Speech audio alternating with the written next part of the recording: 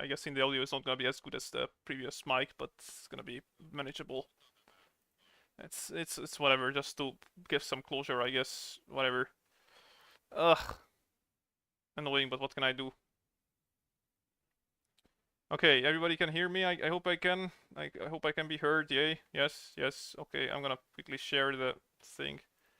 Yeah. Okay. That definitely the audio is not as good.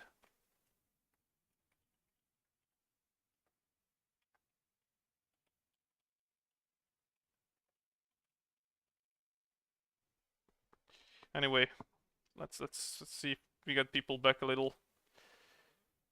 Hello again. Yes, that was a shit show if I've ever seen one. I apologize for that. It's kind of funny that like the freaking timing as well, where I literally had this issue with the headset for a while now, where sometimes some internal line would just disconnect, and then I would have to bash on it a few times for it to reconnect. You know, kind of like just smack it until it works, kind of deal, right? And then now my mom comes in, and be like, "Oh, I'm hearing too much swearing. Tone it down." And then for that time I have to put down the thing to talk to her, and then that little bump against the table was enough to just disconnect it entirely, and now it just doesn't work. It just won't fucking connect again at all. Great, thanks, mom.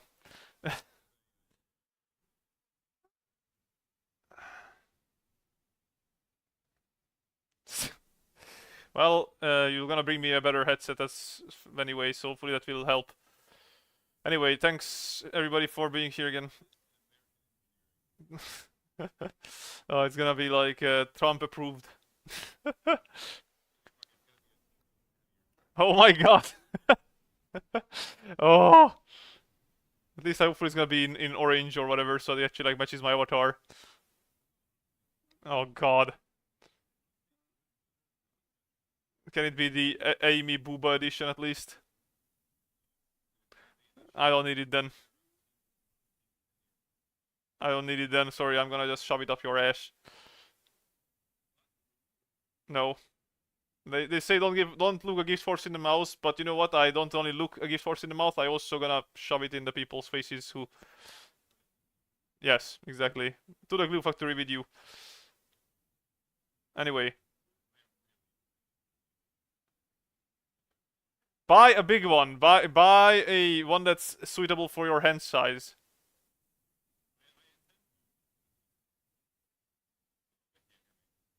They cannot hear you. Oh wait. Oh wait. I need to change the whatever. God, wait, give me a second. Properties. Properties. Curse these audio outputs. Okay, wait. Okay, I think now it should be good. Spot talk. Hello, am I here? Is the level okay? Type 67 if you can hear me. Oh no, you cursed the stream. Does this turn into a voice in my head? Yes, it is. Yeah, it's I was never here. You're developing schizophrenia. Oh god. Somebody sent 89, so I'll take it as a victory. Yep, they can hear me, so we're good. Now that's it in my the voice in my head. Great, yes. Migrating. I am in your head. I'm in your walls. Are you in my closet though? No, I'm not in your closet. I don't. Well, you better get your game up, boy. That's like, you know, basic shit these days. To get into a private server so people don't kill me. Anyway, now we are back, so we can continue the coloring adventure. Welcome back, people. Sorry for the little interruption of nonsense happening to my stream. Sorry for the brief intermission there. So can I just ask technical difficulties? Can I just ask, by the way, what the hell is going on with that freaking like air tag in Amy's? Like originally it was in her hair because of the original Air design. Tag? Yeah, like this thing, air tag. Well, I'm waiting for your stream to catch up. This thing was in her hair originally, but now in the Battlesuit version, she has it on her visor thing. I don't know what this is supposed to be and what the significance of it, because you never get any closure. I don't even know what it's supposed to be. That's actually a good question. I don't know what that is. But you do remember that it was in her normal art as well, right? Yeah, I do. Yeah, so I'm not sure what that's for. I have no idea what's the deal with that, but it's kind of weird. Anyway, what else can we do with this stuff? What else can we do with this? I need to do this pink here, I guess. What is that? That's black. That's pink. Okay, we're gonna go with the pink. What is that? What Over is there? What is that? There we Over go. there. Fucking No more popular YouTuber interrupting out our time with Ken. Yes, Sassy, please go away. You're interrupting my time with Alright, my I'll chat. leave. I'll leave, or I'll go drop an N-word so I lose my following. You mean lose my following? No, because everyone will unsubscribe from me if I drop a hard R. Oh God, can you imagine? Man, okay. So, I don't know about everyone else's opinions of VTubers here. As I hang out with a VTuber, but Yes, it's a dude, so I am a okay. VTuber. But it's with a man, so it's okay. But I've come across there's another viral clip going around of like another VTuber going, "Yeah, I'm racist." It's like, okay. I feel like the edgy.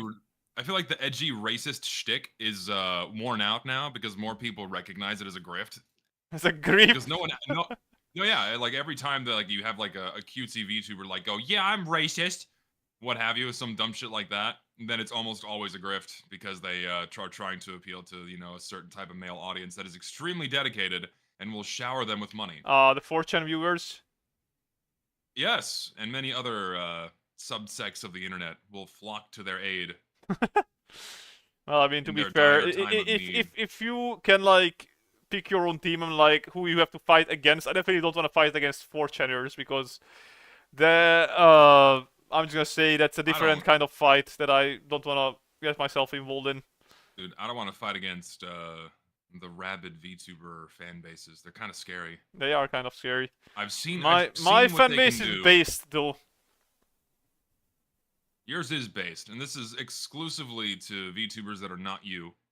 So I get like exemption from every single VTuber stereotype just because it's me. Yes. Well, primarily because you're a man. And other VTubers are only pretending to be not a man. So true.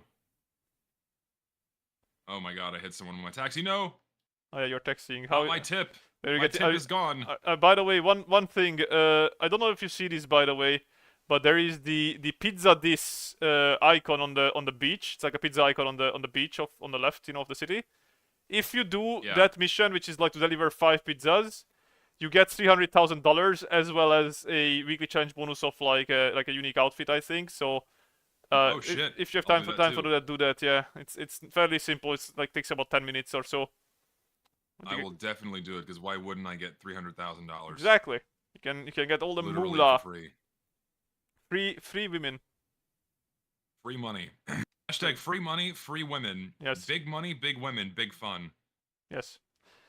Okay, now I need to do some silvering. Also, I realized that coloring this Eimi with all the shading that I usually do, I probably would take too much for this stream, so we'll see how long I get, but I might just only be able to do like the very basics of the shading and shit. I only have like 2 hours left, roughly.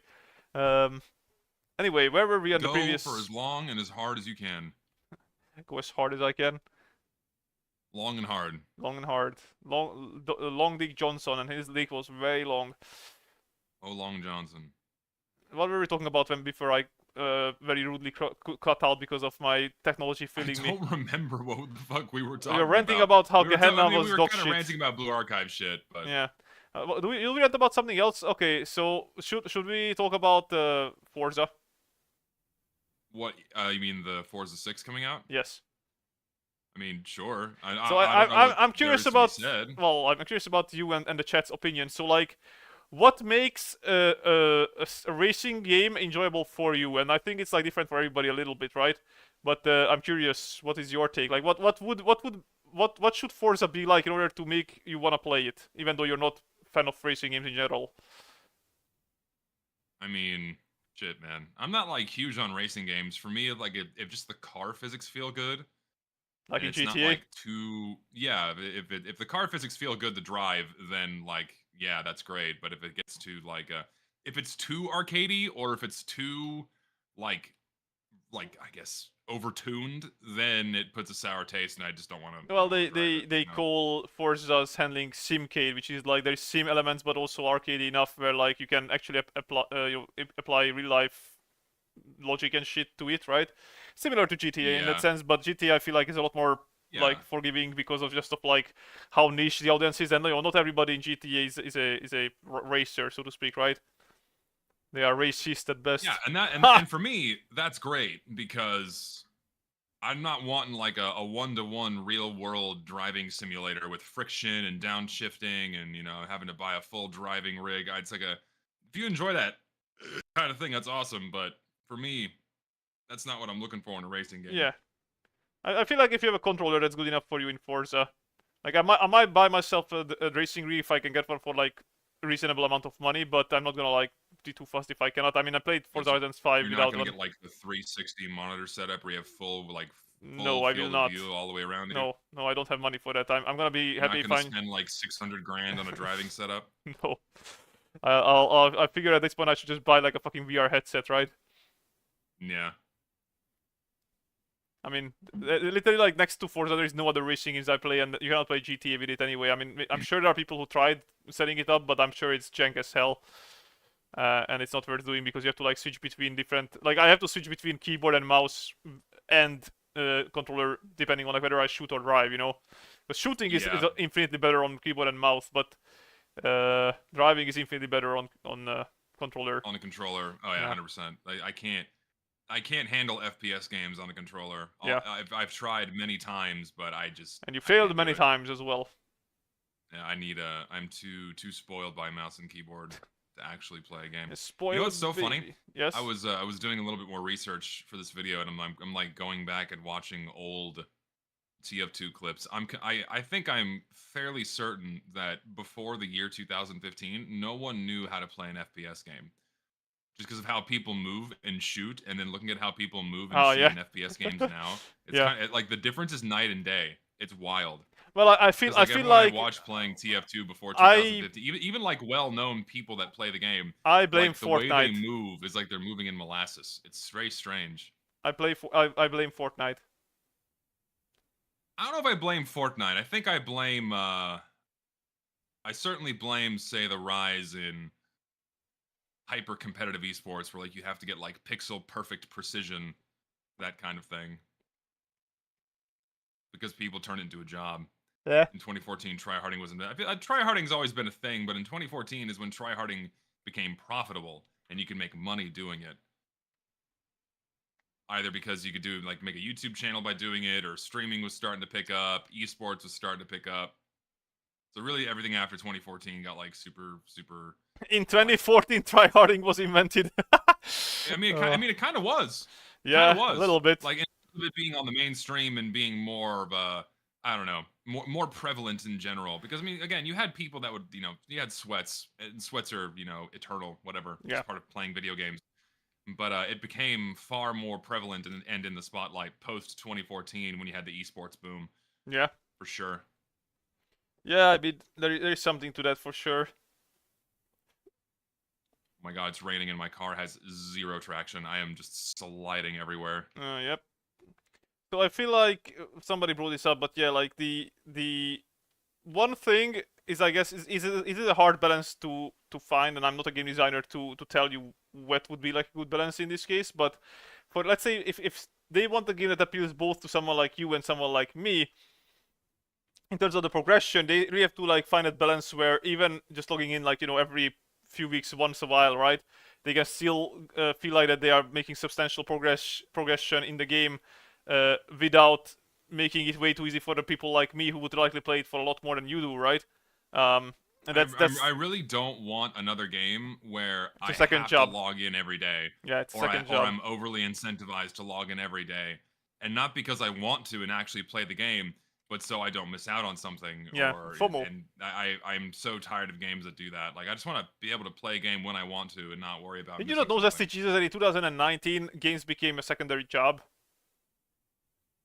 Yeah, it seems like 2019 was like when it kind of began. Well, I mean, that's also like COVID. Everyone's like locked inside. Everyone's like only doing video games. So the concept of people being able to dedicate like a ridiculous amount of time to one game really blew up. I blame battle passes. Well, that's Valve's fault. They did that for Dota. Yeah. And so then here's the thing, right? Battle pass can be done right, but like, I feel like they need to really sacrifice like, how do I say this? So with TF2, I feel like that was the right amount with like Jungle Inferno, where they had like contracts that incentivize you to play the game a bit differently, to try out different things, right? But without it being overly hard, so that you didn't feel like that you had to like fucking grind on a single objective for like, you know, multiple weeks, if not more, right? Um, but Yeah. this time, these days, the games either limit your progression amount every day by only giving you like a certain amount of tasks that you can do, and then they just cap your daily limit of progression with Yeah, that. Yeah, dailies, exactly. weeklies, and shit like that Yeah, are very I hate it. annoying to I me. hate it. Yeah. For me, I like the way they did it in Jungle Inferno, where just all of the content was immediately available to you, and Yep. you could do it at your pace. You didn't have to like return every day and make your daily or weekly progression, which is what they did in Gunmetal and Tough Break, is you had Yep. contracts drop weekly, which was very frustrating. It's like, oh shit, I get 2 contracts, and then you have to wait for next week to get your next batch. The way they did it in Jungle Inferno was way more fun, and then you can just keep buying your passes over and over again and play it as many times as you saw fit, Hello, Birdie. and you weren't missing out on anything because the amount of content inside of a Jungle Inferno pass was like more. I mean, you can still do it. Like it's so funny that they never took it away. Like you can still go through, buy a Jungle Inferno pass, and That's a do good all the thing. contracts and get all the rewards, which is really funny to me. That's a good thing in my opinion. Like even people who are I going in. agree. I think it's a good thing too. It's not FOMO. You can go back and do it whenever you want. Yeah. And and I always cite that when talking about Jungle Inferno. It's like they had the perfect delivery system To be fair, for it's new probably out content of in pure TF2. laziness and some greed that they left the Jungle Inferno Pass still in there, because it's definitely not that they had a, I you know. honestly don't know. I have no idea. I mean, I think the reason why they did is because it's probably not a huge reason because these are part of the random item drop system, but they had, the Dragon's Fury, the banana, and what have you, as you could get access Season to those rewards. weapons. Are those even in the in-game store? I'm not even sure if they're No, in the but they are in in-game the store. drop pool. I don't even can you? I wonder if you can buy a Dragon's Fury off the in-game. No, Because if you you can't, cannot. the only other way to access them is Is by random drop. through the Jungle Inferno No, they contracts. are in the random drops. Yeah, they're in the random drop system. But I'm talking about like how every other weapon you can just buy it for purchase. Or wow, grammar. Buy it for purchase. Yeah, no shit. You get what I mean. Yeah. Also, I feel like I don't know if this is Eimi's actual bottle color. Give me a second. Yeah, and Eimi. that is the typical gacha strategy to keep you hooked and addicted. Is you give your dailies and your weeklies so you don't miss out on anything. It's like, oh, I missed a day's worth of resources. Fuck. Yeah. I mean, it's just fucking. Again, like I really wish like the fucking what's it called, the year before in 2024 came out, that the game that everybody likes in February. What was the name again? You know, the where you need to like What? for democracy, you know, that sort of stuff. What's the name of the game? Oh, fucking oh my god. Yeah, I know, right? Helldivers. Helldivers, that's the one. So in Helldivers, all the battle passes can be accessed retroactively, right? Which is I think is great. That they don't have the FOMO anymore, right? They just add content and you can like grind through it wherever you want. I think that's like how everybody should do it. And then even if you, let's say, start playing Forza in the fucking, you know, fourth year or something. By the way, I do say fucking a lot, so I should probably tone it down.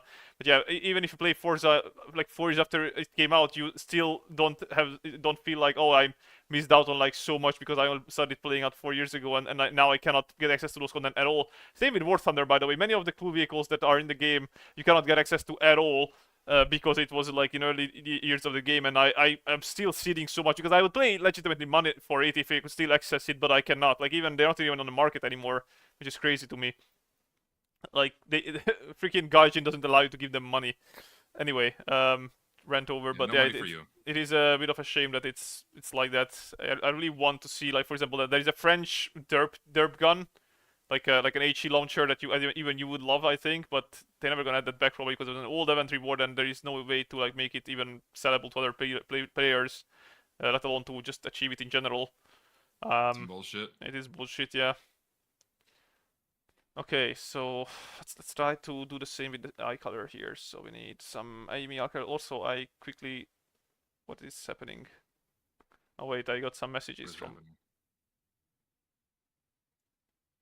Coco is showing me the art tool, that the line art coloring tool or whatever it's called.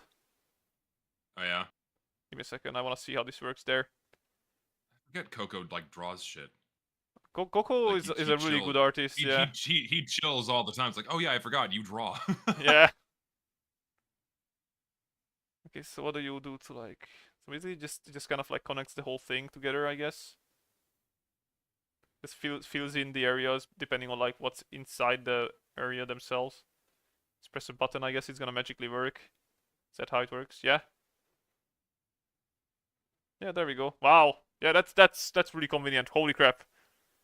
I wonder again. I wonder if there's something like that in Pip Studio. I'm guessing so. Also, that freaking Arisu meme is. God damn it. Oh. Anyway, back to the stream. No, I fucking I also I'm in agreement. Like the grind on War Thunder is brutal. Yeah. You at least kind of you like at the very least you kind of have like some checkpoints. Like certain BRs are fun to play at, but the time in between is very very. Ugh. Well, at You have least to I can you have grind your to War Thunder for you. even then, no.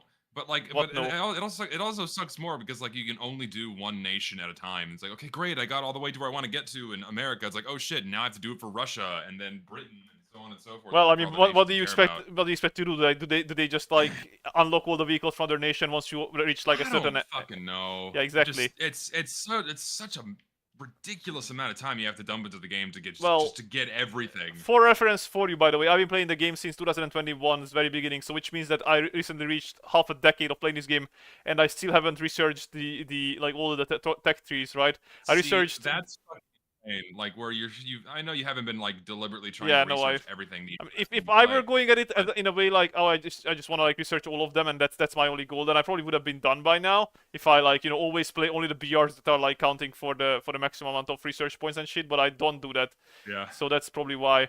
Um, which is, I mean, I would have gone insane if I only were all to play the most efficient vehicles and shit. No, I play the game for fun at this point, and I only research the vehicles that I care for.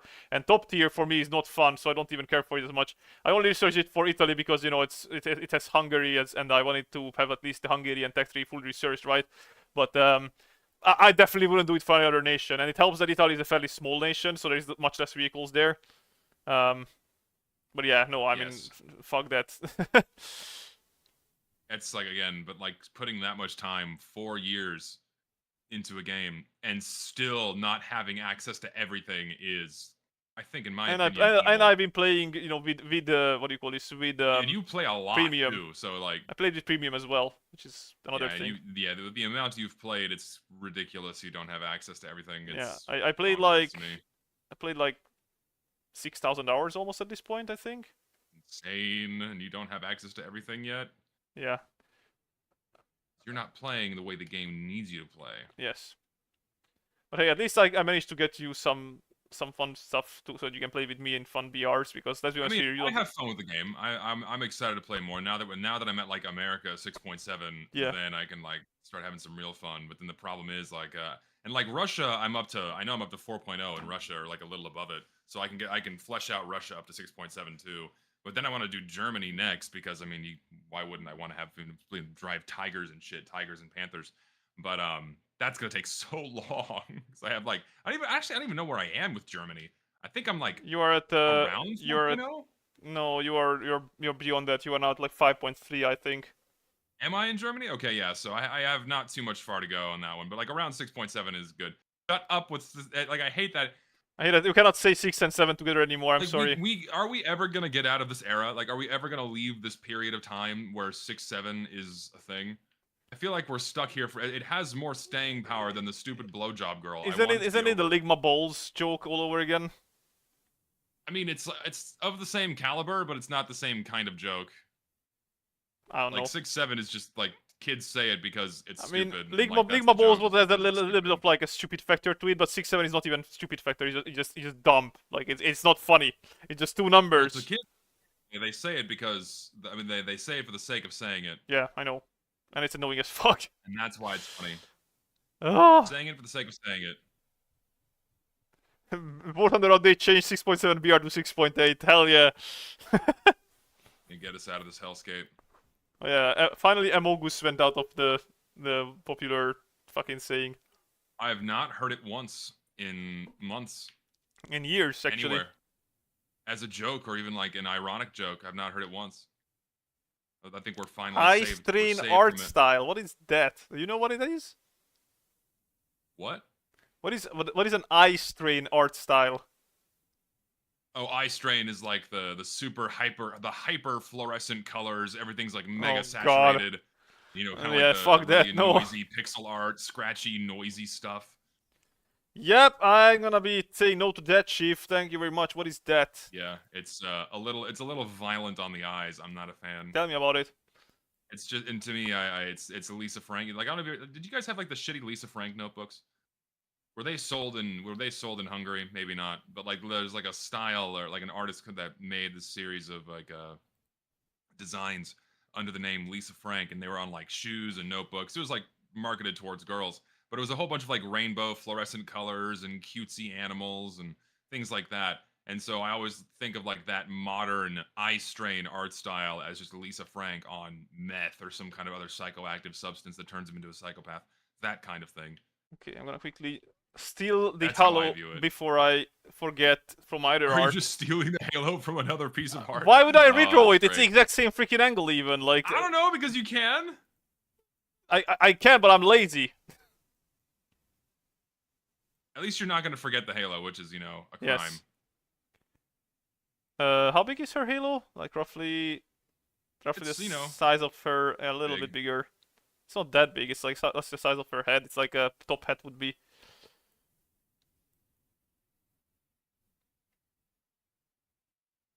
Something like this, I guess. It should work, yeah. There we go. Okay, Halo not forgotten. I'm thinking of my own shortcomings. There you go. I know. Listen. I cheat too. Artists take shortcuts. I take shortcuts when I edit. Like if I know, like I've been reusing the same graphics I animated for like the past 4 videos on my second and main channel because like I've already done the work. Why am I gonna do it again? So I do it too. I am the pot calling the kettle black. Yes, you missed the War Thunder discussion where me, as an avid player who has over 5,000 hours in the game, to be fair, it's probably like less than that in actual player hours, but whatever, is telling Zesty how he's completely right to feel that the game is way too fucking grindy because it is. I came to a point that I actually help him grind because I log into his account sometimes and I just play for him. In order Because I don't have the time. the time to dedicate towards like 5 different games. I wish I did. Yeah, I mean, like, I probably will not be able to afford this luxury for much longer either. And to be fair, like my avid gaming days will likely be over at some point soon in the future, especially once I start living alone, right? But yeah, I mean, I know that Zesty gets really agitated on games easily, and War Thunder is one of the games that makes him piece really fast if it's not going well. So I don't want him to have to fucking suffer so through. Prone into getting put into shit games over and over again. Oh. Yeah, I mean, yeah. I mean, the other day we had a good set of matches. Like we had some really close matches that were really fun. Where like even when we lost, it didn't feel too bad. Yeah, I mean, I feel like in that game, winning and losing doesn't really matter as much as getting to do something, right? I'd rather be in a match where I do decently, but we lose and get our ass handed to ourselves, compared to a match where we win very nicely, but we basically get to do nothing, right? I feel like that's just the average. Also, Eimi is blushing a lot. Jesus. That's why I like TF2 is because even when I lose, I don't feel like shit if the game was balanced. I mean, to be fair, War Thunder does do it, I would say, pretty decently, where, you know, losing doesn't feel like it just ruins your mood because, oh, fuck, we lost again, you know, that sort of stuff. But, I mean, unless you're getting your shit pushed in, and then it's not fun at all. Yeah. Or like you're just getting. But again, it's like in War Thunder, I feel like it's more about your individual battles between you know, like another player that's like engaging you compared to like your overall as a team performance, if that makes sense, right? Yeah. Which is, I think, overall the better way to approach games like this, but many miss the mark. Anyway. Sadly, yeah.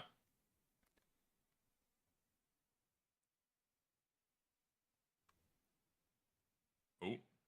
You know what they should do? What? For the premium time that you buy, every single day that you log in, you should also get like an X amount of XP for the time that you're currently researching for, just without playing at all, just like for logging in, you know. So if people that are actually Yeah. paying for your free-to-play game should actually get some progress because they're playing, right? Instead of just having to like always buy shit. Instead of having to pay and then play more to Mhm. then get the progress. Like you're Exactly. already giving them a lot of money for Yeah. premium time. Just Like, the concept of having a premium account in a game makes me angry. yeah. I don't blame you.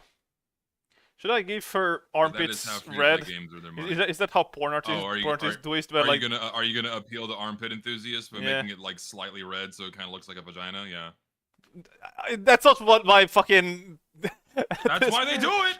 That's not why my train of thought was. I thought it's because like it's one of those parts No, on the I know, body but where. that's like what armpit artists Oh do is they God, give it a I did slight not want pink to know hue that. so it looks like a vagina. Well, why else do you think they do it? Have you Becau- seen an armpit before? It's usually not the way they draw it. Well, obviously, but I do think that like at the folds, like in your what you call it, your elbow, your knee, and other shit like that, where there's a lot of bending going on, your skin is redder than average, and No, not the what. I mean, if you have like eczema, the maybe, color but of it like, is different, and the shape of it is not like what they do. I know that much. yeah, because they draw it to look like a vagina. That's like the appeal. No, It's like, I'm I'm gonna definitely put not my doing that. penis in her Add armpit. hair? No, I'm not adding hair to her armpits. That's disgusting. I'm sorry. I make sure that I shave my armpit whenever I go between people, and I think everybody Dude, should do it. Like if you don't shave your pubic hair, whatever. But if you don't shave your armpits, if I see your armpits when you release your massive arm, turn off. you're disgusting. Also, Zesty, you are at fault at that from there. I know that I don't care as much because you're friends, but you should shave your armpits more often. I'm not shaving my. I trim my armpit hair, but I'm not gonna shave it off completely. Why? I don't need to. What? Why not? I don't know. It's not like I need to. Okay, I'm asking you to. Please, for the love of God. Like I do a basic level of manscaping, but I'm not shaving my. First of all, it itches like hell, so I'm not doing that.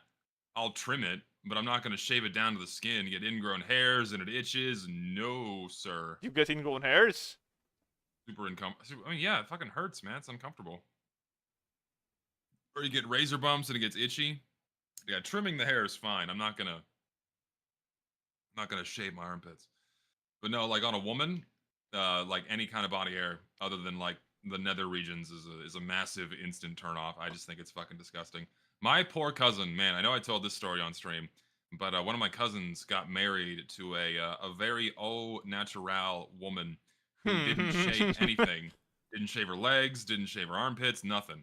And she was an interesting character. You know the kind of person where you can just tell by how they behave that they're always putting up some kind of facade and they're not actually behaving as their true self.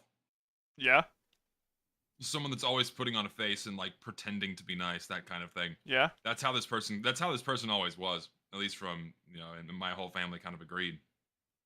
Uh he dated this chick, and really, actually he knew this chick since high school and dated this chick for a while and eventually got married. And we went to the wedding. It was like a very big wedding, and there was like a huge big deal. And they had their own, they wrote their own wedding vows. They thought this was it.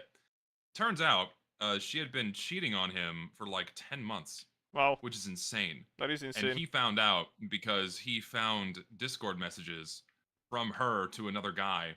And what makes it even worse is that she never submitted their marriage papers, so they were never legally married. What the fuck? Yeah, fucking insane. So, needless to say, the divorce process was swift and clean, and he didn't have to lose anything.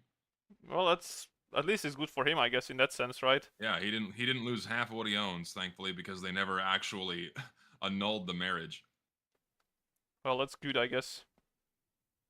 Well, first of all, I mean, so like a lot of people, they use Discord to communicate, but this is someone that she knew in person. Like I use Discord to communicate with my friends IRL. I mean, it's convenient. What can I say? No, yeah, it is. And my cousin's a gamer. His now ex-wife, gamer, and so they use Discord and that kind of thing. Oh, she was a gamer. And so she made the mistake of leaving her Discord open on her PC, was and he she- was like walking by and like saw the messages. He's like, "What the fuck?" What did you see? What was it explicitly in those messages? No, I didn't. But apparently, it was enough for him to like absolutely confirm, without a shadow of a doubt, that she had been cheating on him with a guy that that she had known for a long time. It's crazy, man. That she met online, first of all, met him online to begin with, and was cheating on him. And like, oh, I hate that shit so much. Like that shit makes me so mad. It's like, why did you even agree to marry someone in the first place When you already if were like dating, within this, they are too cucks to admit like that they are within not happy in the relationship, right? like within such a short period of time, you immediately go and cheat on your husband. Like, what the fuck? Yeah. This Who is, does this? well, shitty people is who. I mean, yeah, shitty people, and then to me, I consider it a form of evil to do that. You know, you commit to a Yeah, it marriage. absolutely is. I mean, I feel like one thing that people cannot fault me for is for not standing up and speaking my mind when it needs to be spoken. Like if I have problems with somebody, I'll tell, hey, it's fucking embarrassing to even bring it up, but I feel like you're being a asshole towards me and others, and like they might try to like not say it because it's again this confrontation and they try to avoid that, but it needs to be Yeah, said that you are being a dick. And then yeah, like, he or she might freaking laugh at me. I might humiliated for it, even though I feel like that shouldn't be the case. But whatever. But again, at least they cannot say that I haven't said anything. If because alternate option is that maybe eventually it will turn out that the guy doesn't even think that he's being a dick, and then he's like, why didn't you say so? And like, well, like, you cannot say I didn't say so now. you know, yeah. um, Well, that's important, man. Like having open and honest conversations about each other is like really important for a meaningful relationship that could lead towards marriage. You know what I mean? And like if you're not doing that, then you're fucked. El Deacon. Yeah, I You're mean just for fucked. sure. And it sucks too because like it's we live in a time where communication is extremely difficult too. Like and not in terms of like means of access because there's a million and one different ways to like contact somebody. But Yeah, now it feels like now more than ever people are closed off from each other. It's like we're the most connected I generations, guess the most but the disconnected most generation. lonely. Yeah. Well, I That was kind of gonna say thing. disconnected in terms of like actual, like real life shit. No, yeah, but not like way like very disconnected because like you're not seeing people in real life. Yeah, it's a shame. It It truly is. is. It truly is a shame. Okay, so I don't think that'd be like a I need different to move. decide how intricate of a shading I want to do. I probably just try to stick to like the Blue Archive style shading when it's not too intricate. We have to Yeah, see do how it that. goes. Don't often outright dislike people IRL, but it's been like 2, 3 people who I abhorred, and my guts have not failed me yet. I mean, I feel like one of the guys wanted to strong arm a friend into lending him his social security number. What the fuck? What? To open a company, same guy later sent his wife to jail and got into some other troubles. Yeah, that's I would say your shitbag meter was on the mark there. Yeah, Not everyone's got a good read on somebody. Some people just completely lack the internal compass that can point towards bullshit. yep, Some people are just too trusting of their fellow man, but some people have an oversensitive compass and just get too standoffish around everybody. that's true as well. Yep, that happens. I mean, I appreciate I respect those people. I don't admire them, but I respect those people who can, no matter their past bad experiences, can always try to see the best in others, and they can stay positive. Because I have Yeah, gotten fatigued by evil, if that makes sense. Um, yeah, and for good reason. Especially many walks of life. I mean, when I saw at my workplace there is that Indian guy, and when I yeah, just saw him and the way he treats others, especially me, immediately got reminded of like, yeah, this is the same kind of guy who was a bully in elementary school, and then he's never been told that he's being an asshole and he should probably stop whenever he gotten his ass kicked in, right? And that's a shame because, like, I think we mentioned this in our previous stream. Bullying can be healthy for some kids, but the bullies need to also get to fucking learn their lessons, right? oh yeah, hundred And they percent. need to grow out of bullying, basically. Yeah, it's always a power thing. The bully was bullied, and now they want to exact that on somebody else. Yeah. That kind of thing. Yep. And they got to have someone put them in their place. Otherwise, they're just going to do that forever and eventually get into a situation where it's going to fuck them over really hard. Yep. Okay, I think that that level of shading should be fine for this artwork. We'll see how it goes. Yeah, try to like imitate the Blue Archive style shading a little bit. Speaking honestly about people is hard too, because I feel like it's inherent to most people. like sociopaths. Yeah. That they don't want to be viewed as a mean person, so they don't want to say mean or Well, honest things it's about actually a somebody else. problem these days where like you being honest and trying to like help the person by being the one that tells him straight, right? That hey, you are being a dick or you're being like a nuisance or whatever. And again, respectfully, not just being going up and being all Karen like and whatnot. But that sort of Yeah, stuff is not being necessary for people. confrontational. Yeah, exactly. And then people like fault you for even calling out somebody else being annoying or just I don't know disrespectful or whatever, and somehow they make you into being the bad guy. I hate that. Like Yeah, it's the same as like you pointing out at TF2's issues, and then they say that oh you hate the game. No, you just want the game to improve. That's the same thing here. Is you want the person to be better. And but if yeah. he doesn't get told like what's wrong with him, then how can he be better? Because he clearly doesn't see himself enough. Otherwise, he would have changed already. Unless No, he's yeah, like an exactly. addict or something, I guess. But that's different. That is exactly it. 100%. Ooh, God, almost crashed. Almost killed my client, but we're good. Yeah. Keep notes of how much money you get. Yeah. No, yeah, that too. Where some people hate it when you say something positive about somebody that you don't like because they automatically take it like, oh my god, like you just fucking like hop off his dick, cuz hop off his dick. I fucking hate kids. I hate it. I hate. Oh, you're not allowed to say something positive about anything that they dislike. Otherwise, like, oh my god, you're fucking always cocks in his cocks in your mouth. Ah! Oh god. I hate it also. I hate kids. Children should not be allowed access to the internet. Like if you're under the age of 18, stay off the internet. Yeah. Well, at least 16, but yes, 18 is ideally. No, 18. And even 18's pushing it. It's pushing it. Should I do the same shading style? No, I Man, I was gonna say something ridiculous I saw on my local news, but I thought to myself, I probably shouldn't. It's a little too sensitive, so I'm not is it gonna is it say the it. recent like It's sensitive? related to kids. It's related to kids voicing their opinions when they have no idea what the fuck they're talking about because they're kids. You know what I Well, mean? also nobody telling them to shut the fuck up because they're just kids and they don't know what the fuck they're talking about, right? Yeah, and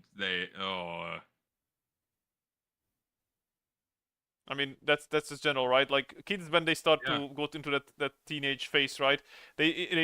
Suddenly think that oh they figured out the whole world and they start preaching like they actually did, and then only to have another like 5 to 10 years pass and realize how much of an idiots they were, right?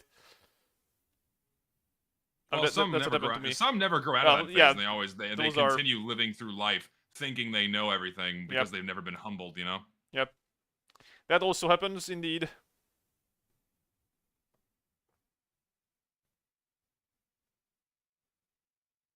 Okay, I'll keep it vague. So like, my news was reporting on a walkout that some local high schoolers were doing, where they were like skipping class because their teachers let them. Their teachers let them skip class to go protest Oh God. something that was going on in my country. And I'm like, these are fucking 15-year-olds. Why are we valuing the opinion of a 15-year-old about anything other than what they experience in the fucking classroom? They have no world experience. They don't understand these complex socio-political things at all. They barely even understand how the government works. Yeah. And yet we're They putting can't even pay weight their own in what a taxes yet. fucking like we put weight in what a fucking 15-year-old is saying about something they probably know very little about. Not that full-grown adults don't spew a lot of shit about things they don't fully know about. But good God, it's so much worse when like you're being gaslit by your own like mainstream media or something. To like, well, the voices of the 15-year-olds matter.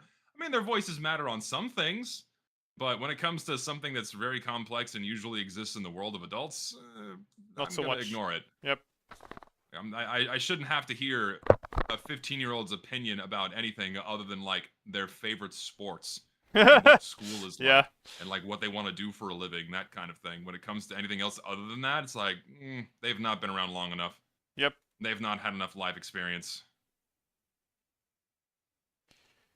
Yep. And I fucking hate the recent I guess uptrend of teachers deciding that their ideology needs to be the one that children get taught as well. Like you are not there to teach them politics. You are there to only teach them to whatever subject you are, supposed to teach. And then politics is something that, if anything, their parents are only allowed to teach them, right? Unless you're specifically like a politics teacher or something. There's not even anything like that. It's. Maybe it's a history teacher, then maybe she can like, or he can like, make I some mean, comments. you can teach straight history, right? Straight History. history is just a recollection of past Yeah. events and And the and reasons then for why they then the happened, that kind children of thing, should be and you able can to leave it like at draw that. their own conclusion of like what the past history, the history of past and Right. whatever. But like anything else, I know, fuck that. I hate that. Like, and especially because like teachers, just because they are teachers, they also are a lot more, let's say, refusing to actually listen to other people's voices because like, oh, I'm a teacher, you clearly know wrong than worse than I do, right? It's like that's not how it works. You can be absolutely wrong I on know topics better that than you you. You should, and like students place trust in their teachers, so they're gonna take yes what they say to them as gospel. real. Well, yeah, well, not even just gospel, but they just take it as like fact straight up because that's what kids are trained to view school as. Is this is where you get the world's information from. Yeah. You get it from your teachers, and when your teacher tells you something, it's like, oh shit, this is probably something important. I should remember this. And so when they tell you something fucking batshit insane, it's like the kid's probably gonna believe it. Yep. Because kids' Gary, brains are like sponges. Gary, how is the Hungarian youth? Are they globalized like much of the English speaking out online? Um, what do you mean by globalized? Like aware of like global issues? You mean? I think I see what he's getting at because it feels like a lot of young people in other countries that are outside of America are educated way more heavily on global events than care too much are about like American. American politics, even though they have nothing to do with it. Is that what you mean? That too. Well, I'll say this: in Hungary, everything is almost feels like it's like living in the past, where because let's say something happens, right, and then if it's very big thing, like again, fucking elections in America, of course, and shit like that, of course, that reaches Hungary. But everything else, like trends and memes and other shit like that, that doesn't seem to connect with Hungarians much. Of course, there's like a subset of Hungarians that will, but in general, no. The youth is very disconnected from the internet and the real world happenings in many ways.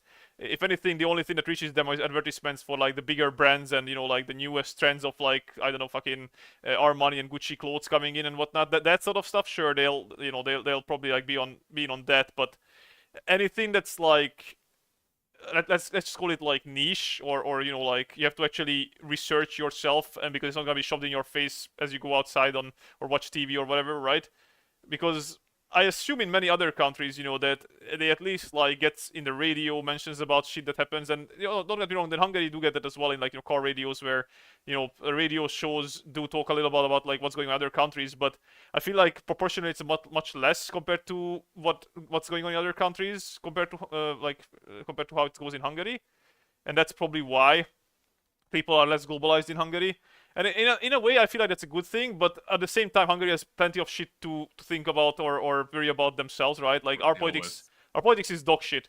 Our politicians are one of the worst in the entire world. Like, and it's not even a funny thing because even though they are not as cruel as some of the other ones, the way they destroy the country is exemplary of how bad things can go if you give too much power or let somebody have too much power, right?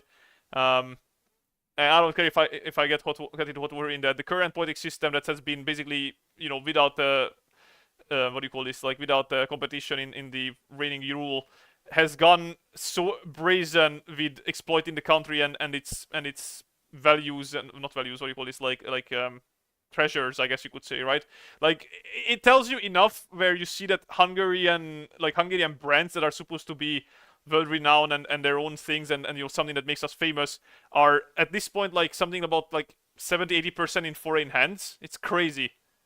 Like our entire country got sold to foreigners for money so that the top guys can benefit from it, and Sounds that's like insanity. America. I mean, it's probably to be fair most country, yeah, but Hungary especially because again, Hungary is really rich in terms of like what the Hungarians and themselves and like our land manages to get, if that makes sense. But like let's take it for example, like Hungarian sweet wine. One of the world's best sweet wine is made in Hungary in Tokaj, right?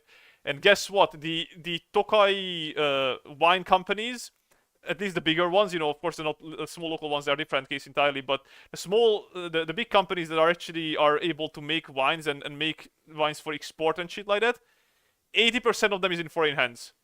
Like you have to actually look for an honest actual Hungarian brand to find in Tokaj because most of them are just going to France, Spain, Britain, other countries from Europe, right? Because they've been sold out. It's crazy.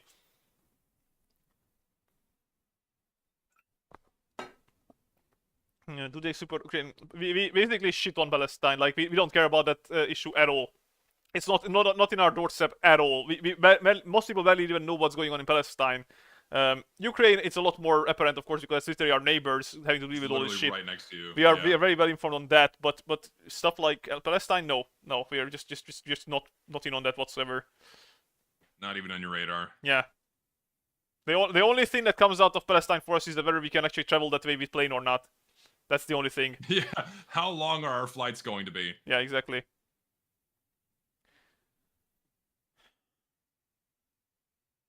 Yeah, in America, I'm not gonna lean one way or the other here because that'll be the end of I know it's very heated. But we hear about all of this stuff every day. Yeah. It is fucking constant. They use it for like as a pedestal to stand up on, and then they lecture you like, oh, but how can you care about this situation when this is going on in Palestine or whatever, right? That's what they do, Well, from what I heard. I mean, and all politicians do this in America, where they use foreign affairs and foreign events as a means to gain political favor with their voters and what have you. I mean, it's like, oh, so and so cares about XYZ world issue. You know, look how honorable and what's the word I'm looking for? Starts with a C. Humanitarian. I mean, sure, things like that. It's all used to make them look better. When at the end of the day, they really don't give a fuck about any of it. And yeah, it's all just about gains. It's like, and we hear about it every fucking day. Oh, I'm tired of it.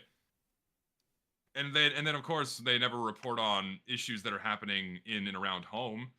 They're only talking about whatever's valuable to, propel themselves forward politically. Hungry and Eimi much meatier on the belly. I feel like the belly is, if it's roughly the same, it's more like just has a little bit of the. I usually do this kind of little edge or what you call it, right? Or grievance. Actually, do I need this on this to be fair? She's got a little pudge. I think you'd like to see it. The girl's a coder. I mean, to be fair, Eimi is tagged in multiple ways. She's not gonna be ripped. To be fair, she probably should be, based on her in-game feats. I mean, I feel like people don't realize, but Eimi is definitely up there to be one of the strongest characters in the entirety of Blue Archive.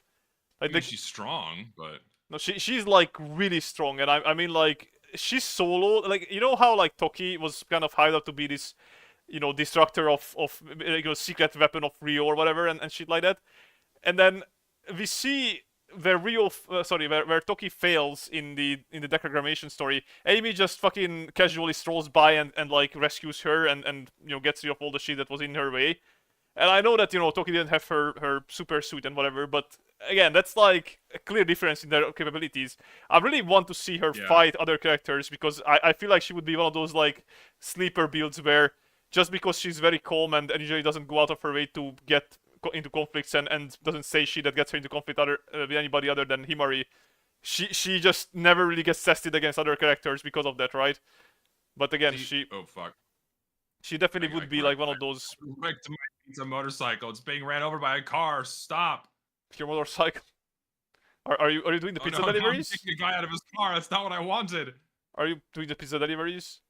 I'm trying to.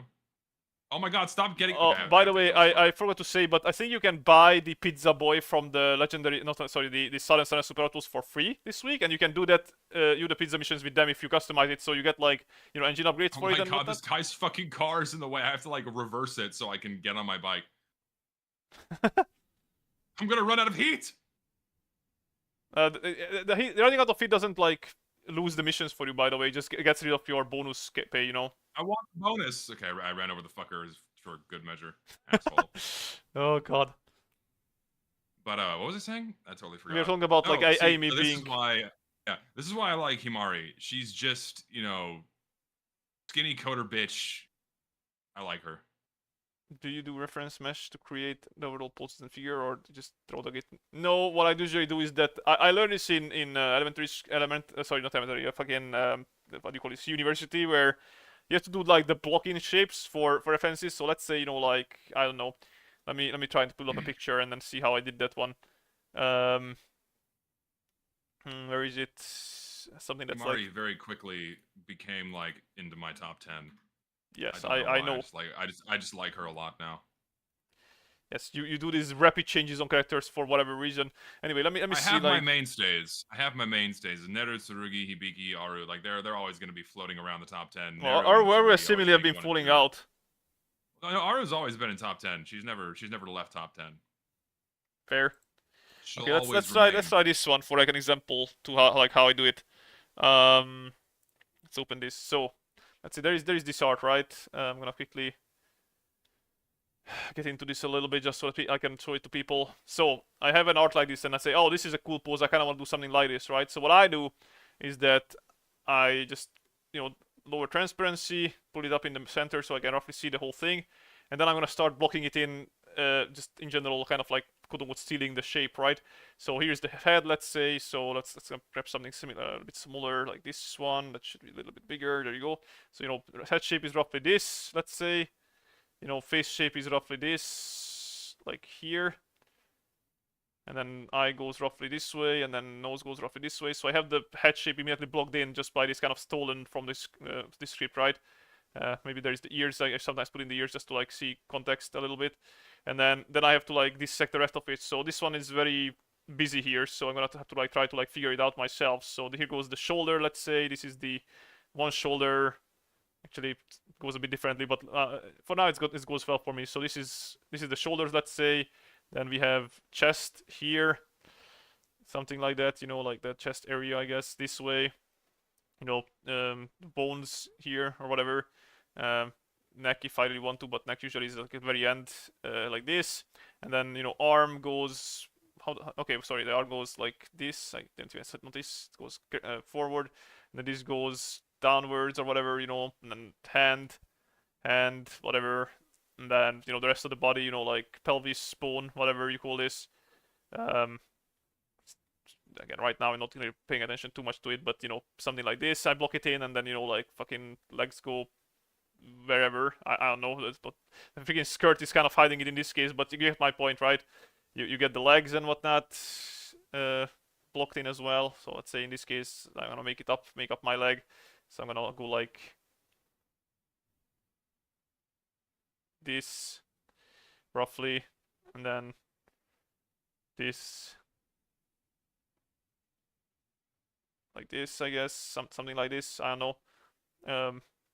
So this is me like getting the start, right? And then I have this left, right? And then I start usually adding the actual details and whatnot. Like maybe I do like a little extra for just to get the actual outlines done. Where I want to see like how the shoulder is shaped. So something like this, maybe to like start it off, and then I can continue from here. Like with the joints and bones and shit like that. It's not perfect by any means, and usually it ends up making my limbs very thick compared to anime proportions and whatnot. To be fair, it's also kind of because I learned real anatomy before I learned anime anatomy, and limbs in real life are a lot thicker than anime 99% of the time, right? But there you go. So it's kind of fucked up, but you get the idea. And then you just kind of connect it. And then you can always use the skew tool to do shit to fix it, I guess, if you need to. Yeah, that's kind of like my procedure usually. Surgical. Yeah, it's not great. I mean, I know it's probably way less intuitive than it should be, and also not very how do you call this, self-sustaining, right? I definitely need like very specific example poses to get something working, but sometimes I try to do these things on my own, but usually those become a lot more bland, so I need this example to help myself. But anyway, that's mainly it. Simple. Yeah, poses are definitely more static this way. What did you send me? Are you block it in like that?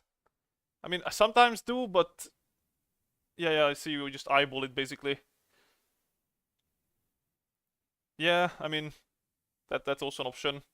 Sometimes I do that way. Sometimes I just eyeball it, but if I want to be fast, I just do it like overlay and then just go at it, right? Also, did I just screw up the? Oh, I fucked up the. God damn it! Give me a second. Okay, there we go. Multiply, give it back to 80. Let's see. Okay, there we go. Need to do this a little bit longer. Like that. There we go. Anyway, I think the skin shading is mostly done. I should probably like do this actual, like. You know what I should do? I should probably like do it this way where, God, I need to restart it for that though. Give me a second. I think I have a better idea for all this. So I'm gonna do it this way first. This is gonna be the one that's actually gonna fade out and whatnot. And then I can do it like this a little.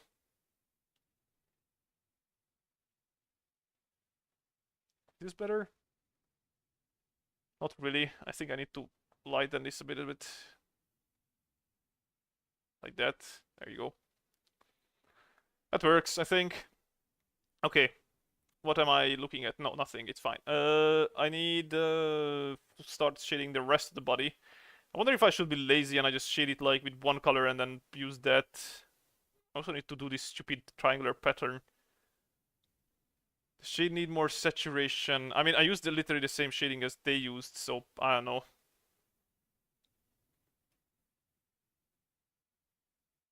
Like it's I literally just copying the colors right now. But I can probably do some saturation. Oh, that's not what I wanted. Where the fuck is brown? Brown. Where the fuck is brown? I gotta paint this car brown. Are you doing your order things from like the what is it called? Yeah, Which brown is it called? I got it. Straw brown. Okay. There you go, a little bit more saturated. How is that? Clean. I didn't ask you specifically. I'm liking it. Okay, there we go. This looks more reddish, right? This is good enough. Probably gonna help once I click in the other colors. Okay, so I'm gonna do some colors that I'm not gonna use for everything. So like the hair and other shade that needs to be exact color shade or whatever. Although even in these cases they do have like lighter ones. So let's do that one.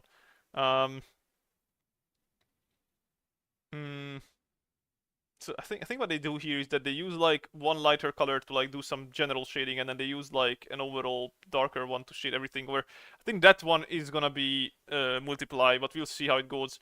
For now, I just need to lock it and do this as the way I see fit. So this is gonna be the one that's detailing the actual shade. Oh wow, it's dark. Is it the same color? Cannot be. Oh. There we go, that's two different colors. Okay, well, let's see. Oh, that's not the one I want. Yeah, wow, it's quite a dark. What if I use this brush for now? Okay, that works. I'm gonna do some general detailing here. We'll see how it goes. How do they even do this? So something like it's kind of drawing out the edges, I guess, more so than anything. It should be fine. Something like this, yeah.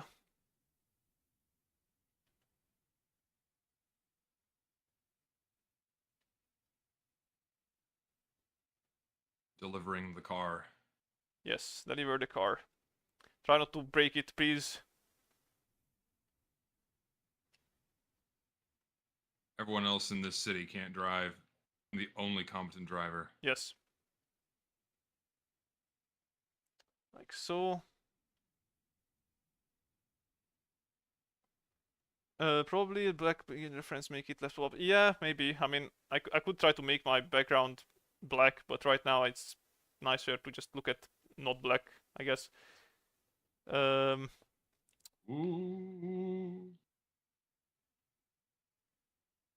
We'll see how it That goes. would be a tragedy. I make it this far and then I wreck the damn thing. Yeah. I'm gonna try to like just kind of go off the cuff with this and then see how it looks at the end.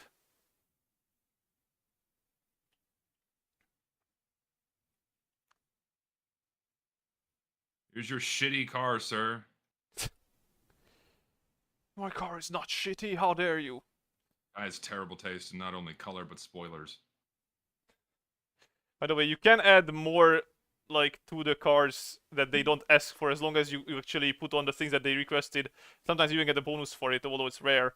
So just because they don't tell you exactly how to do every single thing, you can still do it yourself. Yes.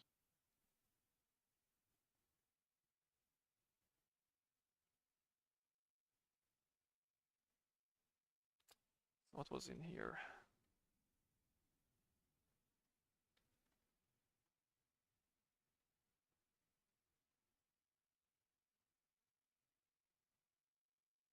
Not want to copy the specific example exactly, so I'm gonna do my own a little bit here and just see how it looks at the end. Give me this, give me that. Gonna do a little bit of strokes here. Like so. Where's my fucking car? It's gone. It's gone. Gone in the wind. Like so. What am I seeing? Don't worry, we fix at the end of it. Oh god, I honestly, like... Here's the thing, right? I really wanted to start drawing shit where starting an art process doesn't feel like a hustle for me, because I know how much I'm gonna fuck around with the art piece itself. I want to be able to just start an art piece with a reasonably amount of time, finish quote-unquote deadline, right? And not having to get stuck up on shit that I'm indecisive about, or incompetent to actually finish properly in a consistent style. And I know people will call this as like, oh, this is like just your journey to actually discover your own style. But at this point, I really should have discovered my own style, and I'm not happy with it as it is. So I was hoping that maybe Blue Archive, using Blue Archive as a I guess, what do you call this, like target, I guess, could help me. But yeah, it still doesn't really help, because it's still too anime for me, and I still, I don't know, I just cannot fry my brain in a way that I start making anime proportions, right? Because it always feels like they're too thin to me. I just cannot like chase away that feeling, and that's why I always end up with these kind of beefy characters that people call like thick, you know. And this isn't even like thick, at least not by American standards. Well, you know what I mean. It's thick compared to like anime standards. Like No, I know what you mean. People call my style more so Western than anime at this point sometimes, even though that's not the case. It is a bit. It is a bit. The faces kind of teeter on the edge. But not that it's a bad thing. Not that it's a bad thing. Like I want to keep it from slightly. Like, what I want to keep your from Blue Archive art. I want to keep I want to keep, if anything, I want to keep my faces to be anime and everything else to be like more Westernish with the proportions and shit, because I feel like yeah, that's what it is. Your faces are more anime, but everything else is Western. Didn't you just say that my faces are more Western? No.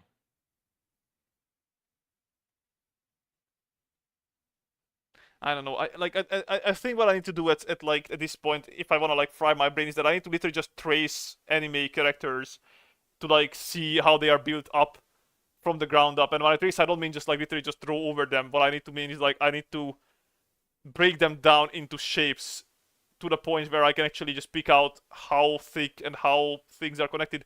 The issue is with that is that way too often I'm disappointed in the lack of anatomical awareness in the anime arts and anime in general. Like, the heads are way too big, the hands are way too small, the necks are way too thin. Torsos are way too long.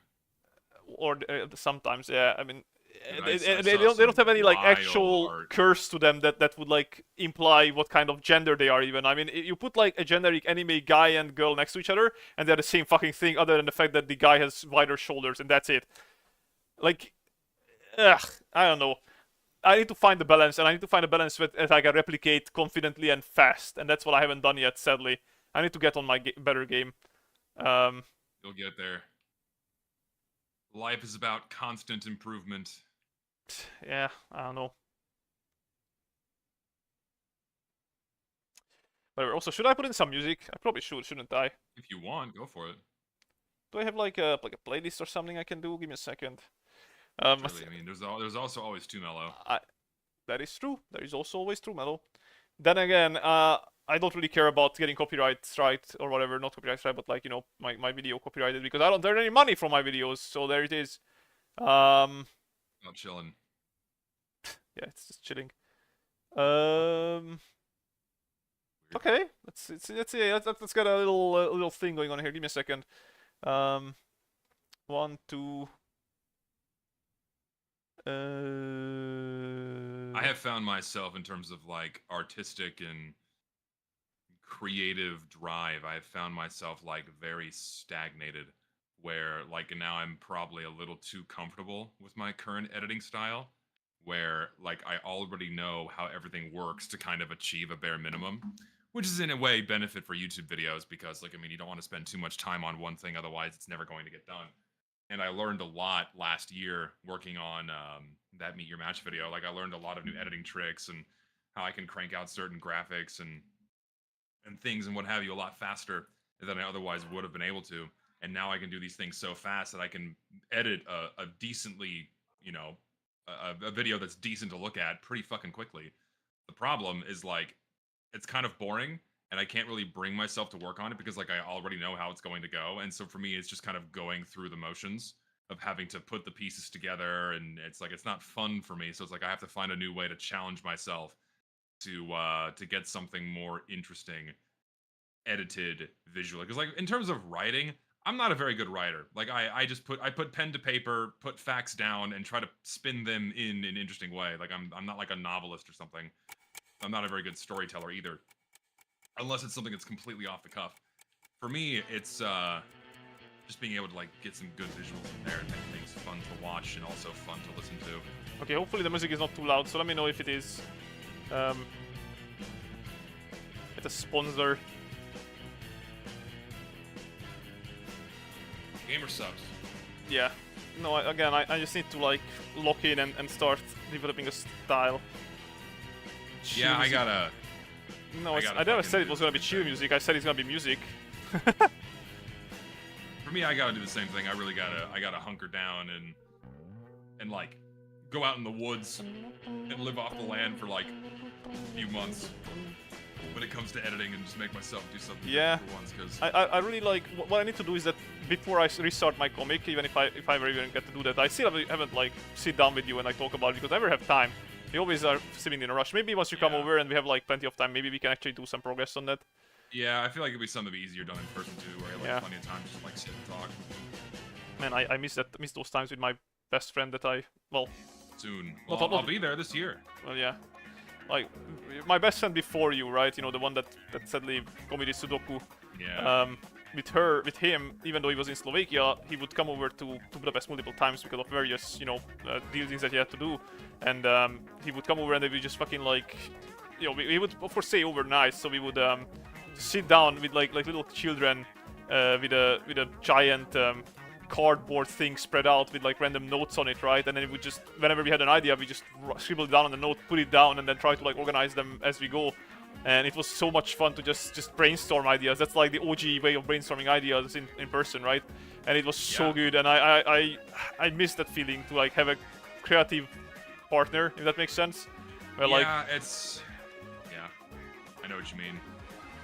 I'm sorry that I cannot be as what do you call this, proactive with like your TF2 content as I could be, even though I am a Dude, fan of the game. you and I do very different things. Like, I feel the same way when it comes to your art. Like, I wish I could give more feedback other than, yeah, that looks good. that's all I can do. Like, with you and, like, the other artist friends I have, like, they show me something they're working on. I'm like, shit, that's great.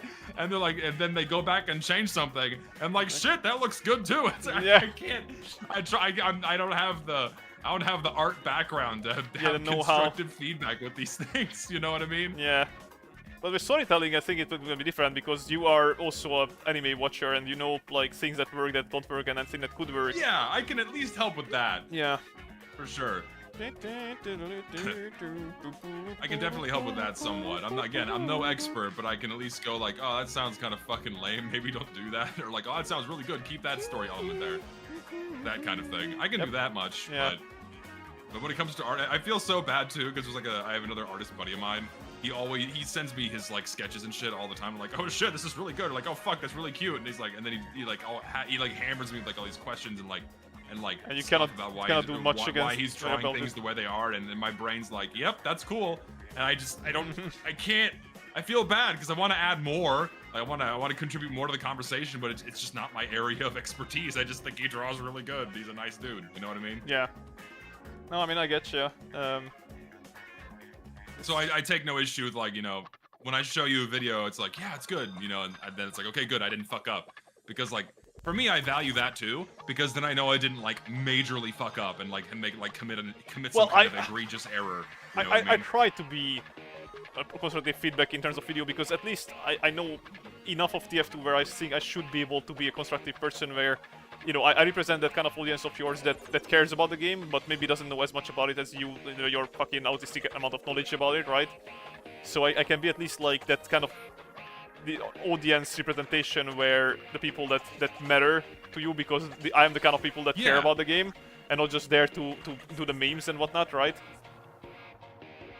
No, yeah, of course, and I value that immensely. I value that immensely, and you have an eye and ear for catching things that are important. Is that too dark, I wonder? See, I'm looking at it right now, and you know what words are going to come out of my mouth? It seems fine to me. Exactly. That's about actually what I can do. Let me see. Okay, so I use this. Knowing when commissioning, I just send one image to them.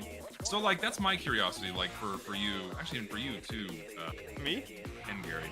Is, like, when you guys get people commissioning you, and you send works in progress, how often does someone actually request a change?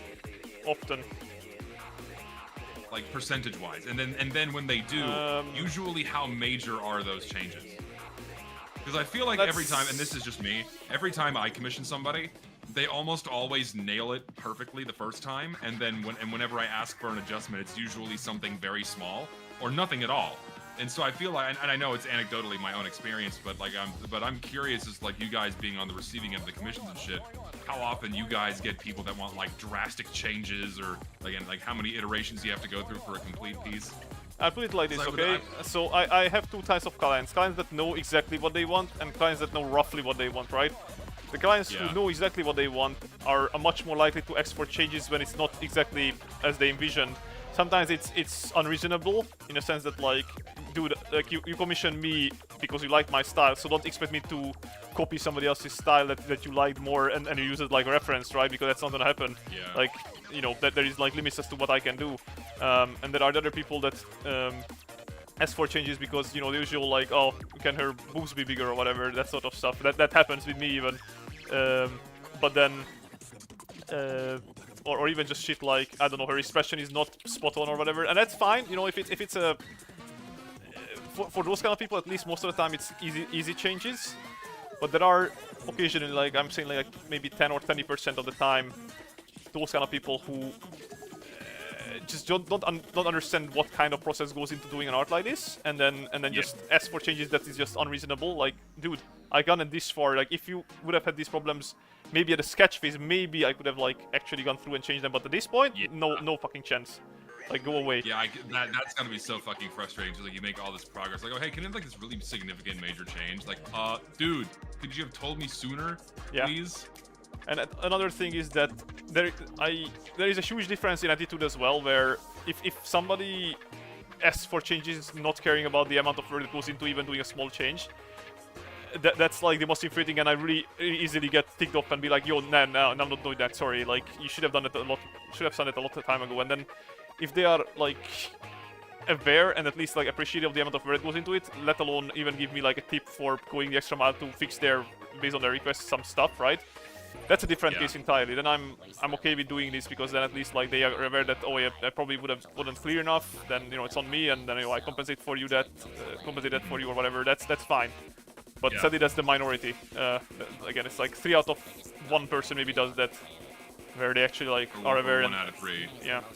They kind of, most of them expect that. Of the process. Yeah, because what most of the people that commission me expect is that they're gonna get a perfect art. That's just not me. I'm not gonna make you a perfect art. I'm gonna make you an art that I can best provide, but that there is no way in hell that's gonna be perfect because I'm not a perfect artist and nobody is, to be fair. That's the thing, man. That's the thing too. It's like if you're commissioning an artist, like I feel like you should have done the research and like look at what they normally output. Yeah. And then like, oh, I like what they do. that's why you're commissioning them, and you're not commissioning them for like their ultimate magnum opus Yeah, masterpiece. they're affordable like to do what I hope that they can do, but likely not. Yeah, it's like I'm gonna challenge them to do something they've never done before. It's like, no, God. buddy, you're commissioning an artist because you like what they normally do. Sadly, That's at this the point, for me, many of these works are a little bit of what do you call this? A treadmill work, not treadmill, what is it called?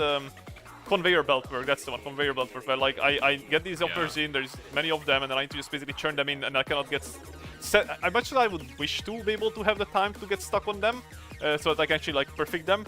I just simply don't have the time, and I can afford to because I need money as well. I'm sorry. Sure, and at the end of the day, when it comes to like the small little imperfections, most people aren't going to notice those, and the commissioner is going to be like, oh yeah, this is like totally fine, because they're not going to catch like the little things that you otherwise would, right? Yeah. I mean, that's something that I go through as well. Whenever I'm making a video, I find myself oftentimes taking visual shortcuts or like animation shortcuts or doing things in a simple way that most people are not going to pick up on, or like I let like a piece of background footage go on for a little bit too long. Things that I notice and like I myself would be comfortable with, but like usually the viewer's not going to fucking care or notice, right? And because like you want to get it out, you want to get it done. So like to me, there's no fault in doing that, because if the commissioner's happy with it, then like fuck it, it's fine. Yeah, exactly. Right.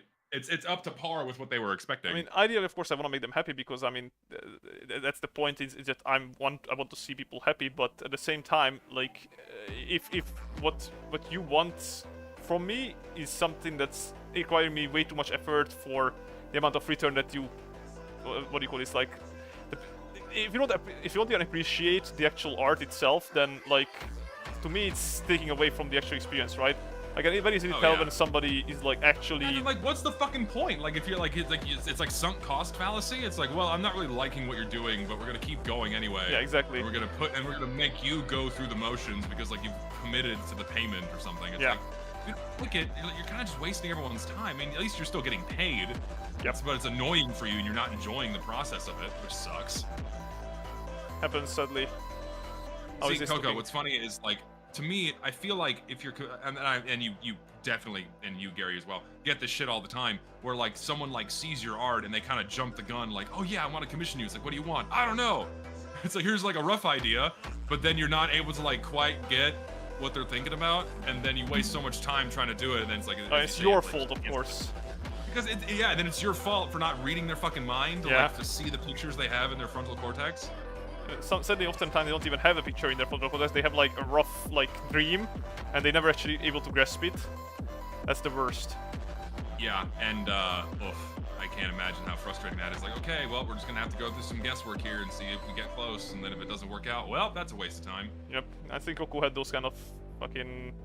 I mean, again, I appreciate all the clients that even approach me to get work from me, but like, you have to understand that. Like, when I do art that I do for fun, like this one, like the Eimi one, and I actually try to like do my best on it to challenge myself, I cannot afford to do this with every single art that I do, including commissions, right? That's just simply not sustainable.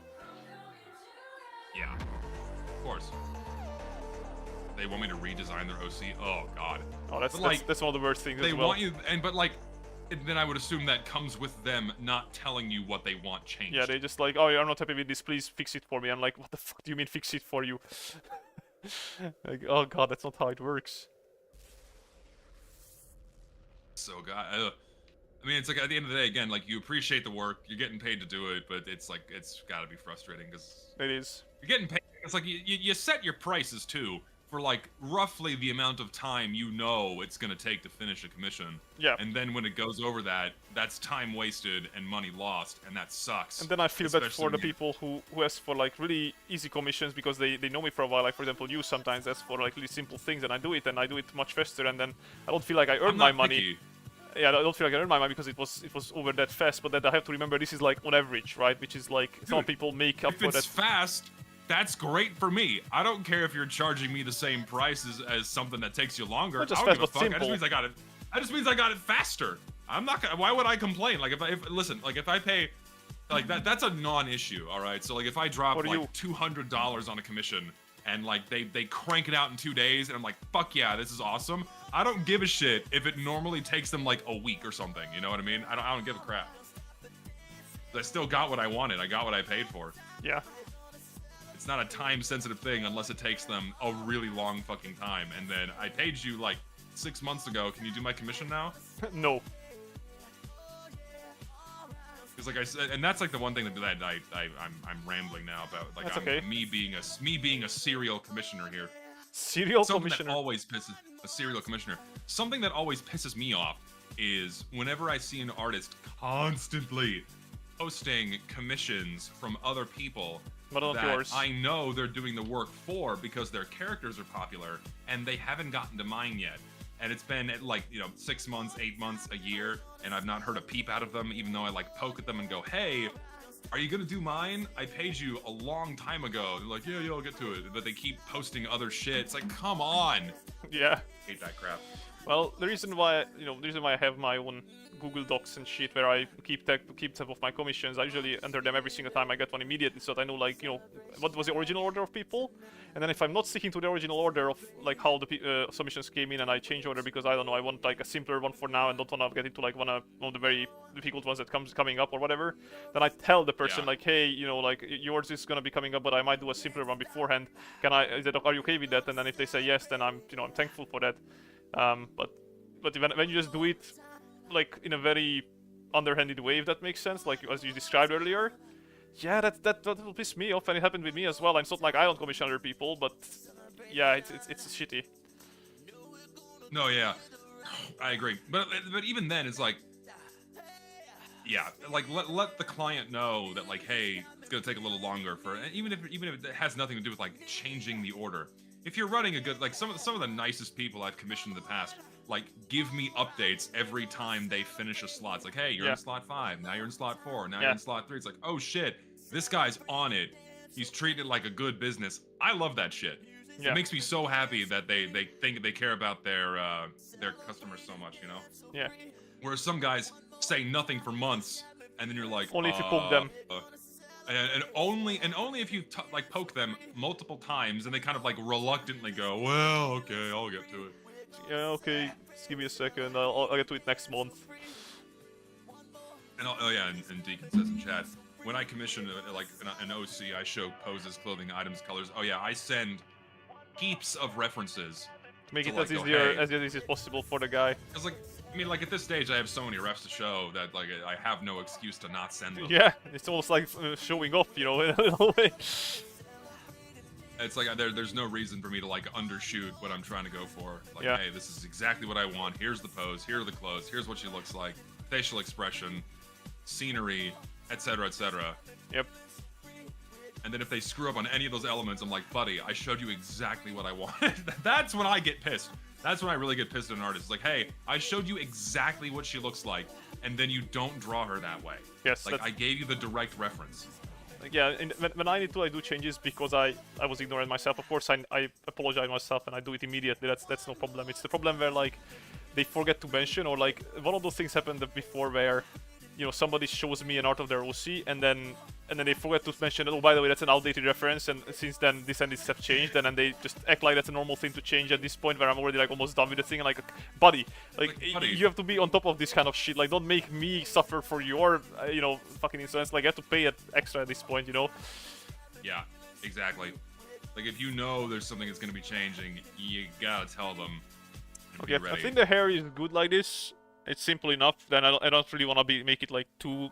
I'm still gonna add like lighting to it, but that's gonna become later. For now, I'm doing just shading. See, Awoogie, some of the funnest people some of the most fun and chill people I've ever commissioned were guys that take commissions just through Discord. And price aside, they're just on it. Like they're communicative, they're lighthearted, they're having a good time with it. And those are just so fun when they're just on it, and they're like, okay, yeah, what about this detail? Like, your OC is cool. What about this? What about this? What about this? Like, okay, yeah, this guy's awesome. Have my money. Can I pay you more? Actually, Can I pay you more? You'll have to hear that. Like, I'll like tip you $100 because you're not an asshole. Yeah. I've gotten hundreds of commissions at this point, and thank God the overwhelming majority are like just really nice people or just flat out neutral. But God, I've commissioned some just mean artists that are just so insufferable to deal with, where it's like, likely not. why am I even bothering with this? they're like at the point where they're already not drawing what I want, and they just keep going without making the changes I want, and then they're being standoffish about it. It's like, well, why'd you commission me? Well, fuck you, guy. I'm probably gonna do like a blurry table and chair. I'm not gonna like pay too much attention to it. Sorry, I just not responding to Coco's question. No, you're fine. I'm rambling now. Yeah. You know what I should do? I should like do it separately from that whole thing. Give me a second.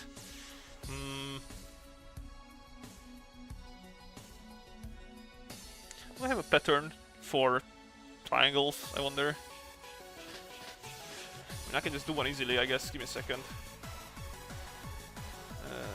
Let's see.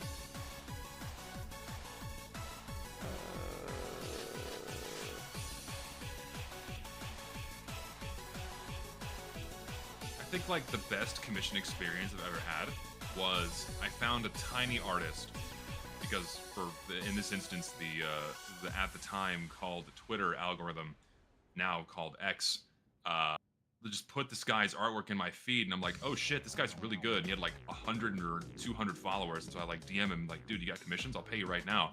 He's like, yeah, $40. I'm like, dude, I'll give you 60. This is really good. And so I give him $60, and he does a piece for me. And then when he delivers the commission, he just did a completely different one, like a separate additional drawing just for free. And I'm like, why? He's like, it was fun. I like your character. It's like, that's the best experience. It's sad I paid him for that one too, because like I can't accept this for free. And both were really good. That was fun. Yes. It happened to me never. Maybe one day. The guy who you credit. What are you doing with triangles? I'm doing the Triforce. Well, do you not see what I'm doing? You're making a pattern. Yes. Do you not see where? Yes, I see where on her coat. Yeah, exactly. So I'm gonna do that, and I'm gonna try to like face it over. Sweet. Oh shit, that's not the one I wanted. Oh, so yeah, the guy who I always refer to as anonymous just prefers to remain anonymous. He doesn't want his name out there. So he's drawn me so much art over the years. It's fucking insane. He's wicked talented. I've seen some like I've seen a few of his other. I've seen a few of his other drawings. He's really, really good. I wish I was as good as him. Awesome. Yeah. And he just like surprises me, like just out of the blue. He'll just DM me with like a full piece. I'm like, where the fuck did this come from? Yeah. This is really good. The guy's fucking nuts, in a good way. Okay, and then I'm gonna cancel that. Did that. Wait, what the fuck? Oh, it's the wrong player. Give me a second. Okay, so like, let's say put one this here. Okay, now let's start molding a little. Okay. Molding, yes. I need my liquefy tool, please, just to get a little bit of like a... What? Though, I have fucking... I've had other artists request, like, hey, can you keep me anonymous? Like, don't let people know that I've drawn something for you. Yeah, because they get some backlash. Yeah. Even I got backlashed at some point with like, why do you draw things for this tranny hater? I'm like, what the fuck do you care? Careful, that's a dangerous word. That's what they said. That's not what I'm saying. Okay, you're safe because it's a direct quote. Direct quotes are safe here, so long as it's not a hard R. Sorry, not tranny hater. Yeah, so like tranny user or whatever. I don't know. They use the word, so it's because I used the cursed word. Yeah, yes. I know. It's annoying, but yes. Anyway, that's that. Give me a little less. Host is working Gary's server. Yeah, I'll throw a few on there. You have an art channel? It should be creators channel or like just whatever it's or just do it. I'll dump. Do it in anime. Anime also works for that, I guess, because it's anime. But yeah. Alright, I'll dump a few choice picks in the. Wait, I'm stupid. Why am I not? Give me a second. I'm an idiot. That one. There you go. Let's see. Put a few in there that he's done. What are some choice picks? That's a famous one. It's a good one. It's a good one. These are all good. It's like having to like pick your favorite child. That's, it's a good sign then. Okay, like that. I don't really care about it being like... What's the image limit? 10? I think 10 is the image 10, limit. yeah, 10. It's fine. It's gonna be... It's fine. It's gonna be okay. That is the most... Is it the same saturation level? It is. It's weird. Oh well, I can work with it later. Let's see, give me another one. And what's funny is like this guy, because he would make little adjustments to her design, actually encouraged me to transition her horns into just full-on horns. Because the way he was drawing her hair clips, it's like, okay, I gotta do just horns because they just look really good. Horny. Horny, indeed. Rango, what are you doing in here? My dog is here. Doggo. Yay. Fat dog. Fat doggo. Like that. Put it there. That one there. Okay, there we go. And then let's use this one.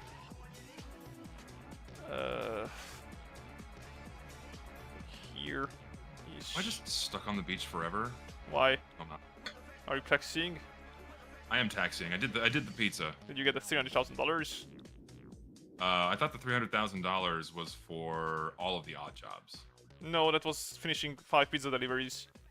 Oh, well, I did the 5 pizza delivery. I didn't check the money, so I guess I got it because I did the 5. Probably. Easy. Easy money.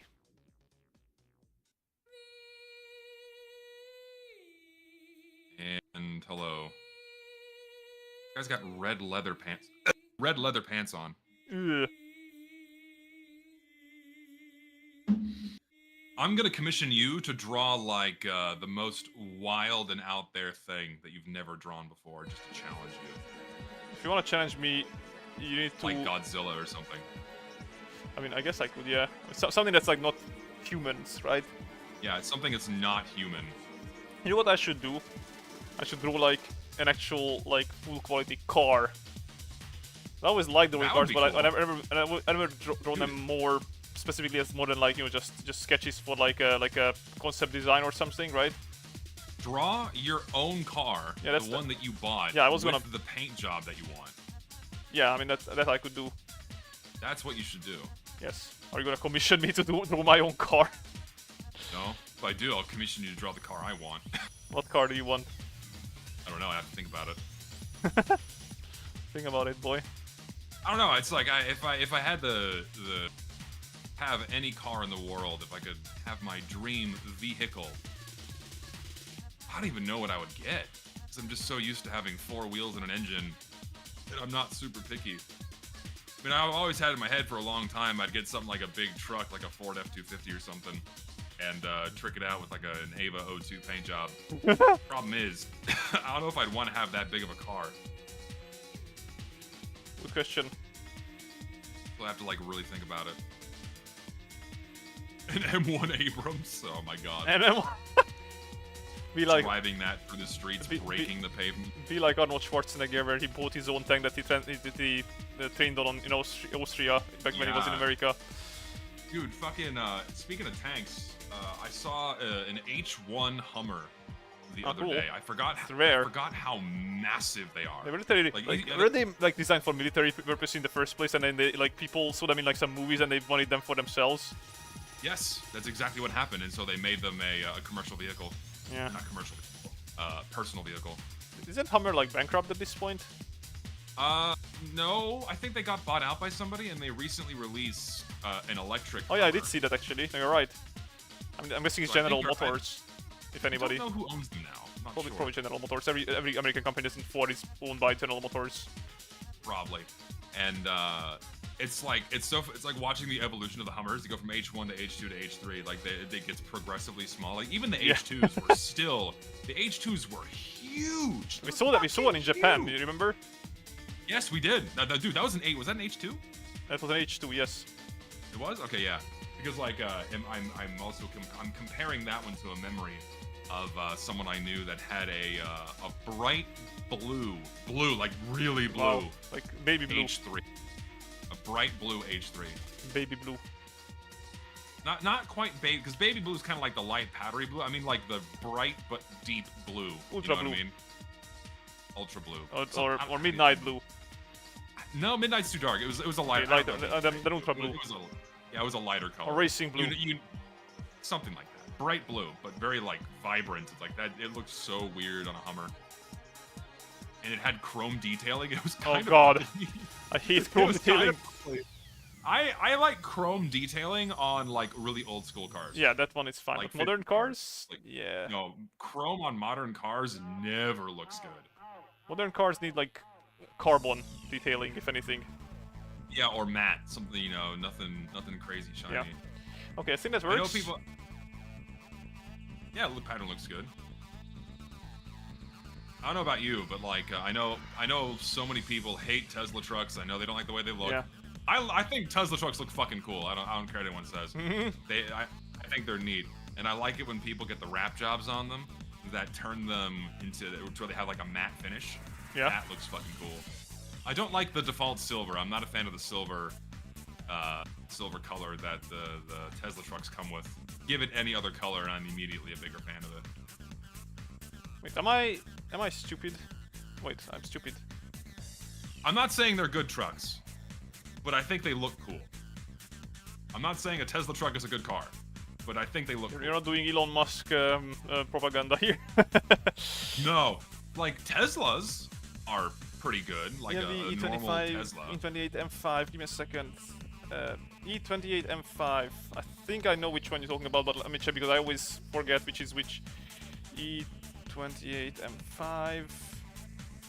Oh yeah, this is I love this car. This is probably one of my favorite BMWs out there. Yeah, it's a tasteful car. Tasteful, yeah.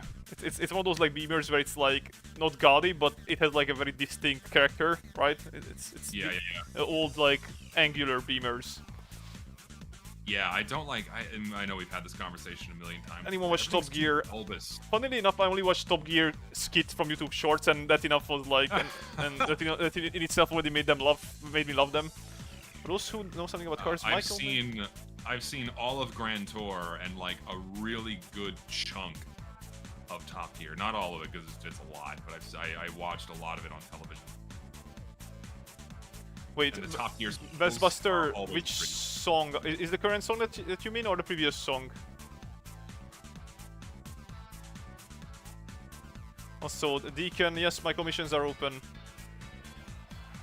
Oh shit, you got to look inside of a World War II Willis Jeep and got to get in it? That's fucking cool. I mean, we saw Willis Jeep in Japan, yeah. Yeah, we saw one at the Toyota Car Museum. It was really cool. But you got to actually go in it, which is even cooler. Previous song, give me a second. Let me go back. This song? This song? Is this what you ask?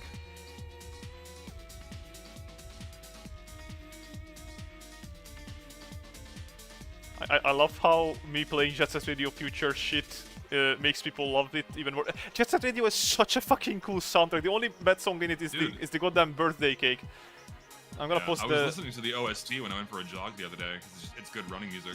I'm gonna send you the name of the song in the chat, and then you can find it if you want. There you go. This is the name of the song. It's from Jet Set Radio Future. It's a fucking great song. Anyway, back to the previous one. This is my favorite song from that game, next to Concept of Love, of course, which is the main song, which is fucking great. You know what I hate, by the way? Like, I don't know if it happened to you, but back when I was in elementary school, and you know, I was listening to certain kind of music, I got like bullied for the kind of music that I listened to, even though it was just normal stuff, but it wasn't like the trendy stuff, right? And today, or not today, so the other day at work, somebody asked me what kind of music I listen to, like a lady, and I told her that I listen to funk, which is what I can easily describe like, hey, like, you're not gonna know what style of songs and shit, right? It's described as funk. And then some other guy came up to me and like, you listen to funk? What the fuck is even that? I'm like, how do you say something is shit? How do you not know what funk is, dude? Like, no, first of all, if you don't know, why do you say it's bad immediately? Second of all, if you knew funk, you wouldn't say it's bad because it's fucking bangers. Yes. Like I fucking see, that's like a lack of self-confidence thing where they have to like tear down other people around. Like, oh my god, you're tasting me. You listen to funk? Ugh. What are you, 5? Yeah. God. This is a grown-ass man, I assume, that walked up and said this to you. Yep. Some people don't grow up. Yeah. Listen, I will insult you for listening to like, say, mumble rap because I think it's terrible. But anything else, I'm not gonna fault you for it. I don't know what that is. So well, you're, mumble you're rap safe. is rap music where they literally mumble and you can barely understand Not what they not say. funk, like funk, the first one, yeah. F-U-N-K. Like actual funk, funky music. Yeah, like what basically what Hideki Naganuma does is just he makes funky music. That's it. That's why my whole image in here in YouTube is that I'm the funky guy, right? Because I fucking love funk. Funk is like a lifestyle almost. I want to rewatch someday. It's a bunch of Funky Kong. I like jazz. I like jazz. Jazz is cool. Jazz? Dude, I'm so happy we have like a really good jazz radio station here in my city. It's like one of the last ones in our country that plays jazz 24/7. We don't Except on have, weekends, sadly. they do. Jazz is very strongly American. I mean, it branched out to other parts of the world, but And it's so like is it's got blues. a very strong American and blues too. Yeah, I mean they I love originated blues. in America. Blues is good. I agree. That's But too jazz dark. is just like really good, nice music to listen to. Like lounge jazz, just have that on as I just work or something. Yep. Yes. It's very calming to the nerves. And Latin jazz is fantastic as well. Latin jazz. I might have Yeah, heard like of South that. America. Yeah.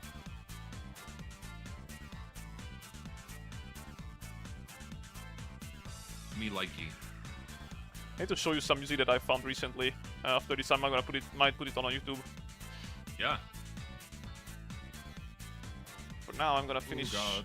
toning Eimi's clothing here. I feel like I'm able to finish this today, even though it's gonna be a little bit later than I would have hoped thanks to that See, fucking blunder that I did earlier. I'm reminded again for my deep love for Himari, because I forgot you were drawing Blue Archive character right now, and I'm like, oh yeah, Himari exists. Why are you suddenly so obsessed with Himari? I don't know, I just really, really like her personality. Even though that's what you hated about her the most earlier. If I explain, I don't know, there's something about the Narcissism? really the really cocky, really pretty, bitchy chick who can't stand up to like her own abilities because she's like a cripple. I don't know. I just find that dynamic really. I find that dynamic really funny. I find it endearing. I mean, she can clearly stand up. She fucking sat on that motorbike, and that definitely needs more power to handle. She's in a wheelchair all the time. Yes. Well, she's not crippled. She's sick. That's what she's saying. There's just something endearing about it. I don't know. I mean, I feel like her entire personality is getting accentuated by Eimi being her partner, so to speak. It gets her to. Also, the AI just crashed itself in the car. It was crazy. What AI? In GTA, someone like one of the AI drivers just like spun off the road. Okay. For no reason. Try to like take you out. That's what happens. I'm not sure why they did that. They tried to take you out. I don't know. I just like Himari now.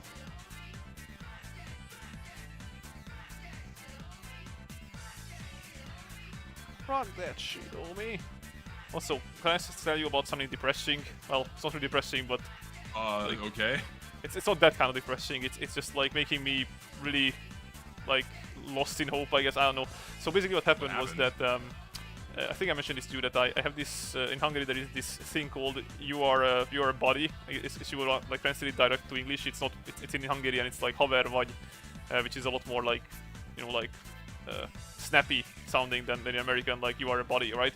But that's basically what it's called in Hungarian. You are a body. Yeah, you are a body. You are a body. Okay.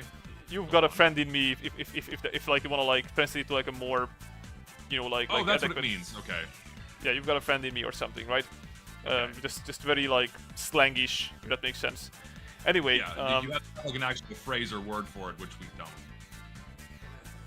punk shit always throws me off because I understand the lyrics and they are just saying some of the most obscene stuff Americans seem to. Oh yeah, the Russian. Anyway, so back to the topic is that so what happened was that they like the whole concept is really nice. Like what they want is basically want people to be able to, even as like adults, find new friends in random places to like where they meet up with other people, which is again good because as you get older, it's harder and harder to establish like meaningful and lasting relationships with others. I feel like that's just in general. Yeah, and maintain like a more communal social fabric Yes, where you kind of exactly. know where you know everyone around you and understand what everyone's doing and kind of keeping Yeah. up with the and not keeping up with the Joneses. Wrong man figure of speech, but keeping up with everybody. Yeah, And exactly. keeping tabs, that kind of thing. It's healthy. And this is like they not only like try to organize events where they actually have something to do, like they don't just like, oh yeah, let's just meet up and that's it, right? They actually try to like give you things to do there most of the time anyway, not always of course, but most of the time. So it's very admirable, and you know that's nice to have. But they also sometimes try to like do hookups and dates as options, which Okay. is nice. But the Hey, entire local. well, yes, but also again, like this the way like everything is kind of the mood and everything is set up. It clearly attracts, you know, like people of like a generation or two older than me, which is a shame because Well, I think it would be a very like good place to meet up with others. But everybody who goes there is like at least 35, if not more. On average, like 40 or above.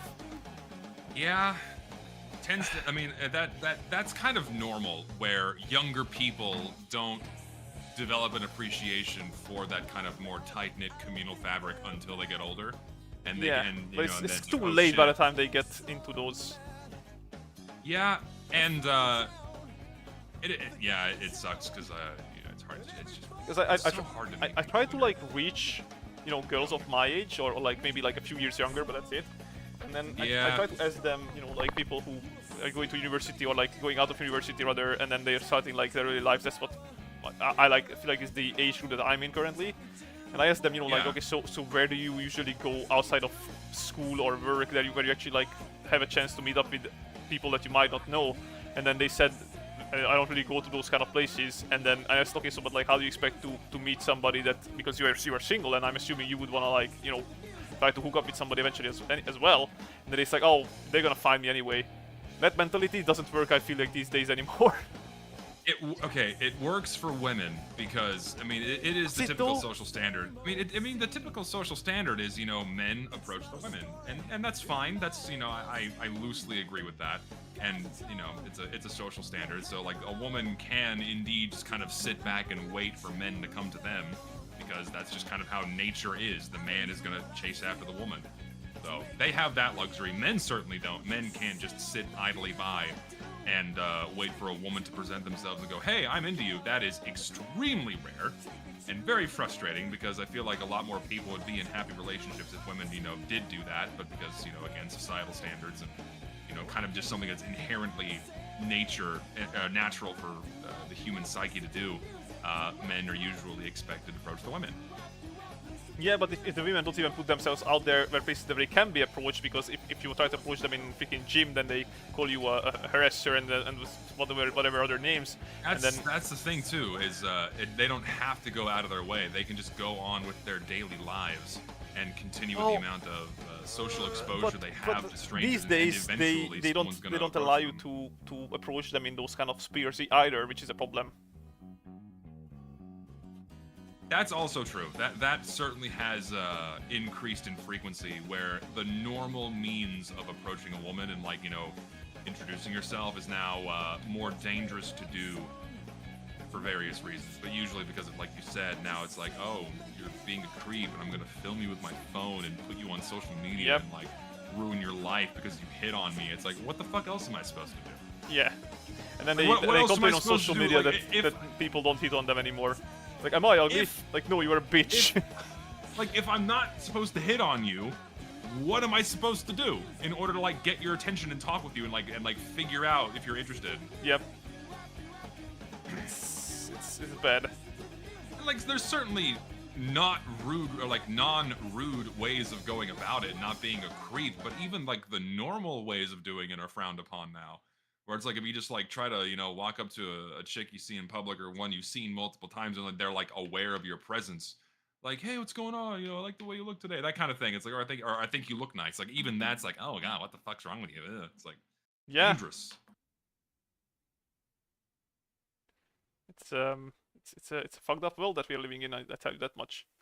Yeah, it's frustrating, and it just makes it a lot harder to meet people. And now it's like I've only been semi-successful either by pure luck or connections. Like the other most women I've met and attempted to date, I've met via connections with people I already know. Yeah. Okay. So the it looks like the music playlist is over. So let me find some music that I've been listening to online. Give me a second. Actually curious about some of these that you guys might not know, might have heard about. Let's see. Have you heard about this? This Yeah, what? Sorry. I No, was no, no. gonna read Keep going. the No, no, message keep going. chat. I was going to say the statement dating apps sometimes work is undeniably true, but the word sometimes does not appropriately grasp how infrequently they actually succeed.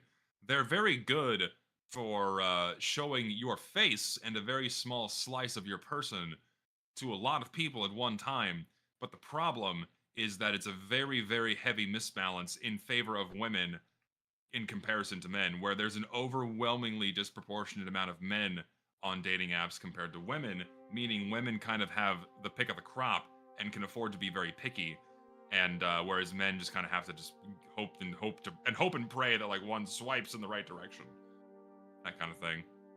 And so like 90% of the women, it's like where the phrase comes from, like 90% of the women go to 10% of the men because they can afford to be picky and go to like the upper echelon, even though they're likely shooting out of their bracket, you know, like the sixes and sevens are shooting for the nines and tens and skipping over the 6 and 7 men, you know? Yeah.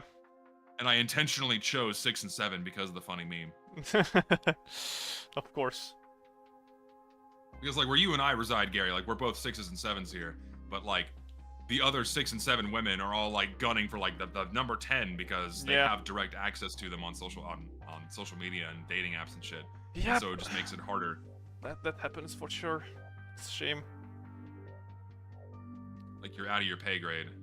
Because Except it's not by the pay. time they realize that, they'll never like actually hold down a guy like that, because the guy realizes that he can actually go gun for women that are better, because you know that's just how it is. Because it's too yeah. late.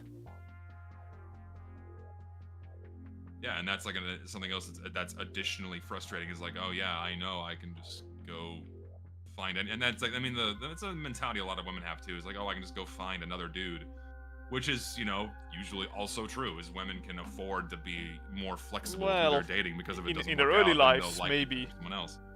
Oh sure, and you know, and that also applies to men too. Like the older you get, the harder it is. But for women, more so, because beauty standards for men are far less strict than they are for women. And it's like when and the age is much less detrimental for men than it is for women. Yeah, a man at 40 is different than a woman at 40. And if a man is single at 40, he's still got a really good chance. A woman who's single at 40, yep. Yeah. Yeah, so there's upsides and downsides for both sexes here in terms of the difficulty of dating. The women get a head start, but the men quickly catch up by just aging, destroying them less. Aging. No, like So aging destroying their chances less. So what you're saying is, by the time you and I are 40 and start getting salt and pepper hair, then it's guaranteed we'll find a woman. Yes, obviously that's what I mean. Well, we gotta wait another decade, my friend, but we'll get there in the end. Oh god.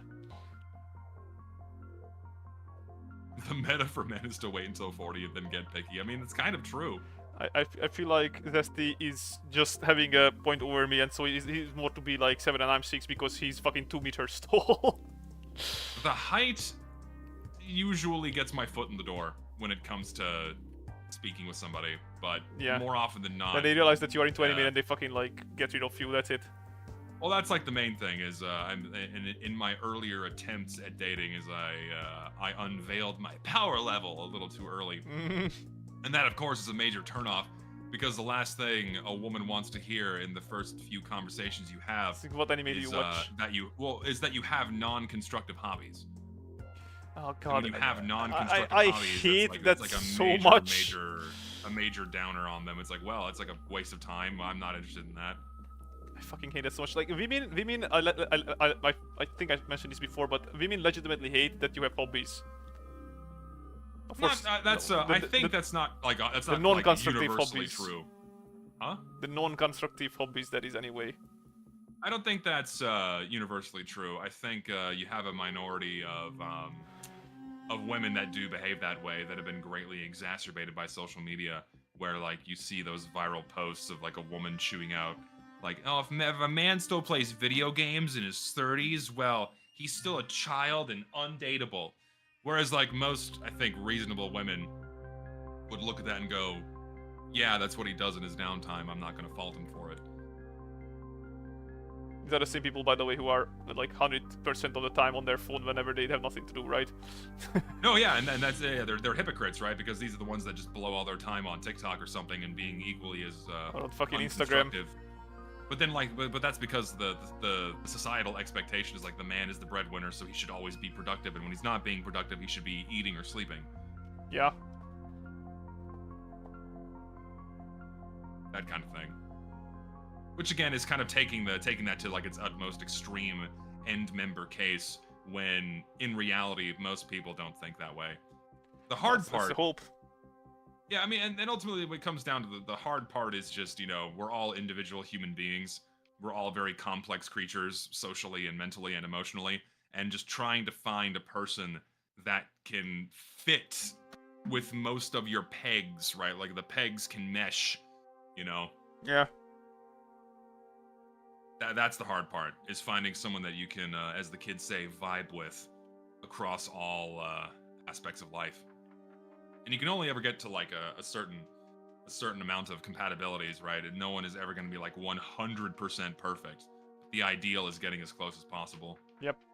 Again, that's the challenge.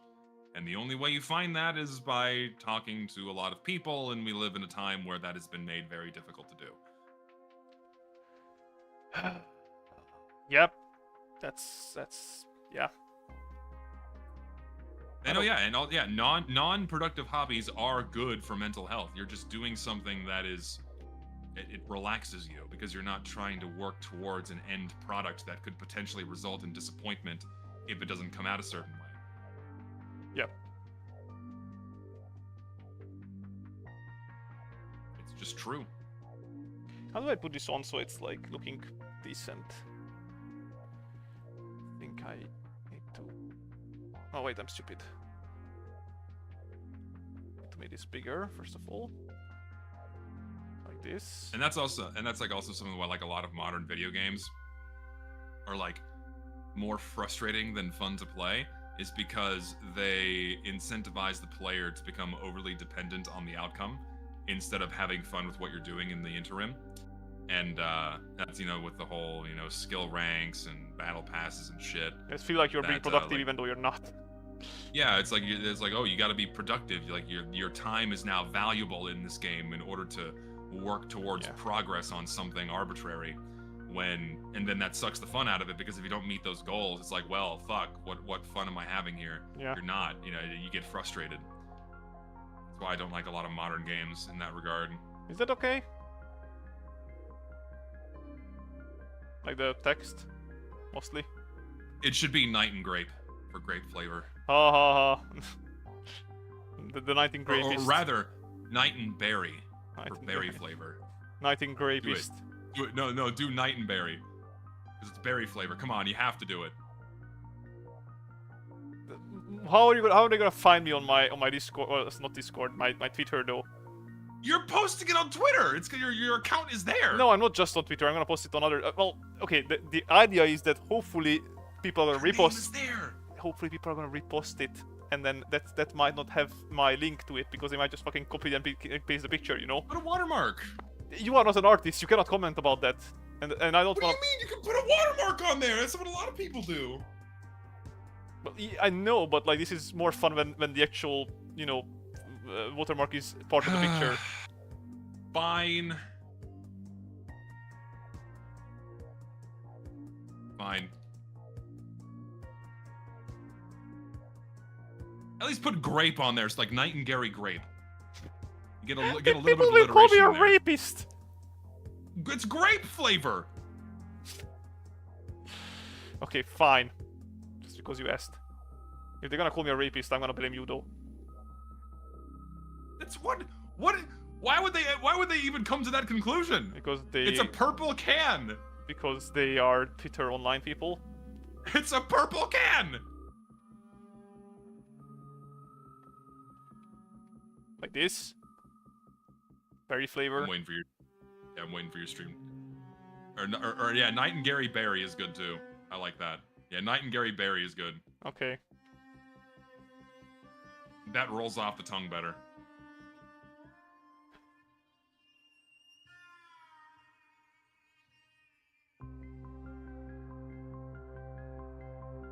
Yeah, anyone that like somehow extrapolates from a logo on a can sandwiched between her boobs that they extrapolate that to rape. That is the kind of person that you want to ignore anyways. Fair. These are people that have their priorities way out of whack. Well, this is the kind of people that like get stuck on the fact that like, oh, he's 16 or whatever, 15. Is he 16 or 15? I forget. I thought it's first year, so he has to be like 15 Eimi at that point. Eimi is 15. Yeah, she's one of the more mature looking characters, and yet she's like one of the youngest ones. It's crazy to me. One, it's a drawing. Two, does it look like a child? No, you're good. That's where it stops. Well, I definitely don't draw my characters looking childlike anyway. Like that? How is that? Yes, Night and Gary Berry. Hell yeah.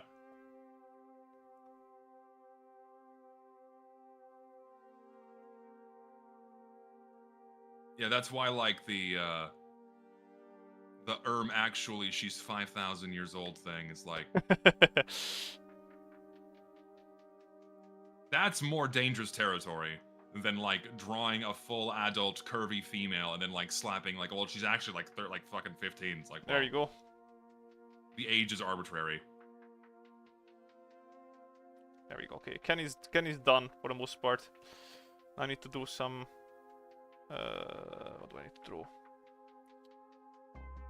I need to. I actually made the layer specifically for this. There we go. Okay, now I can actually draw the blue shit. The blue shit. The blue shit. The blue multiply layer. Yes. The blue shit for Blue Archive. Yes, exactly. How did you know? Canaries are 1,000 years old. Yes. Yeah, they are. They're fucking ancient. Listen, they're adorable. You don't do sexual things to them. You give them, you pat their heads and tease them a little bit, but that's about it. Yes. The fact you can pull Case cheek in the live 2D And is, she actually likes it. I will give Nexon Money. several $100,000 for the fact I can pull Case cheek. Will you though? I don't think you will. Metaphorically.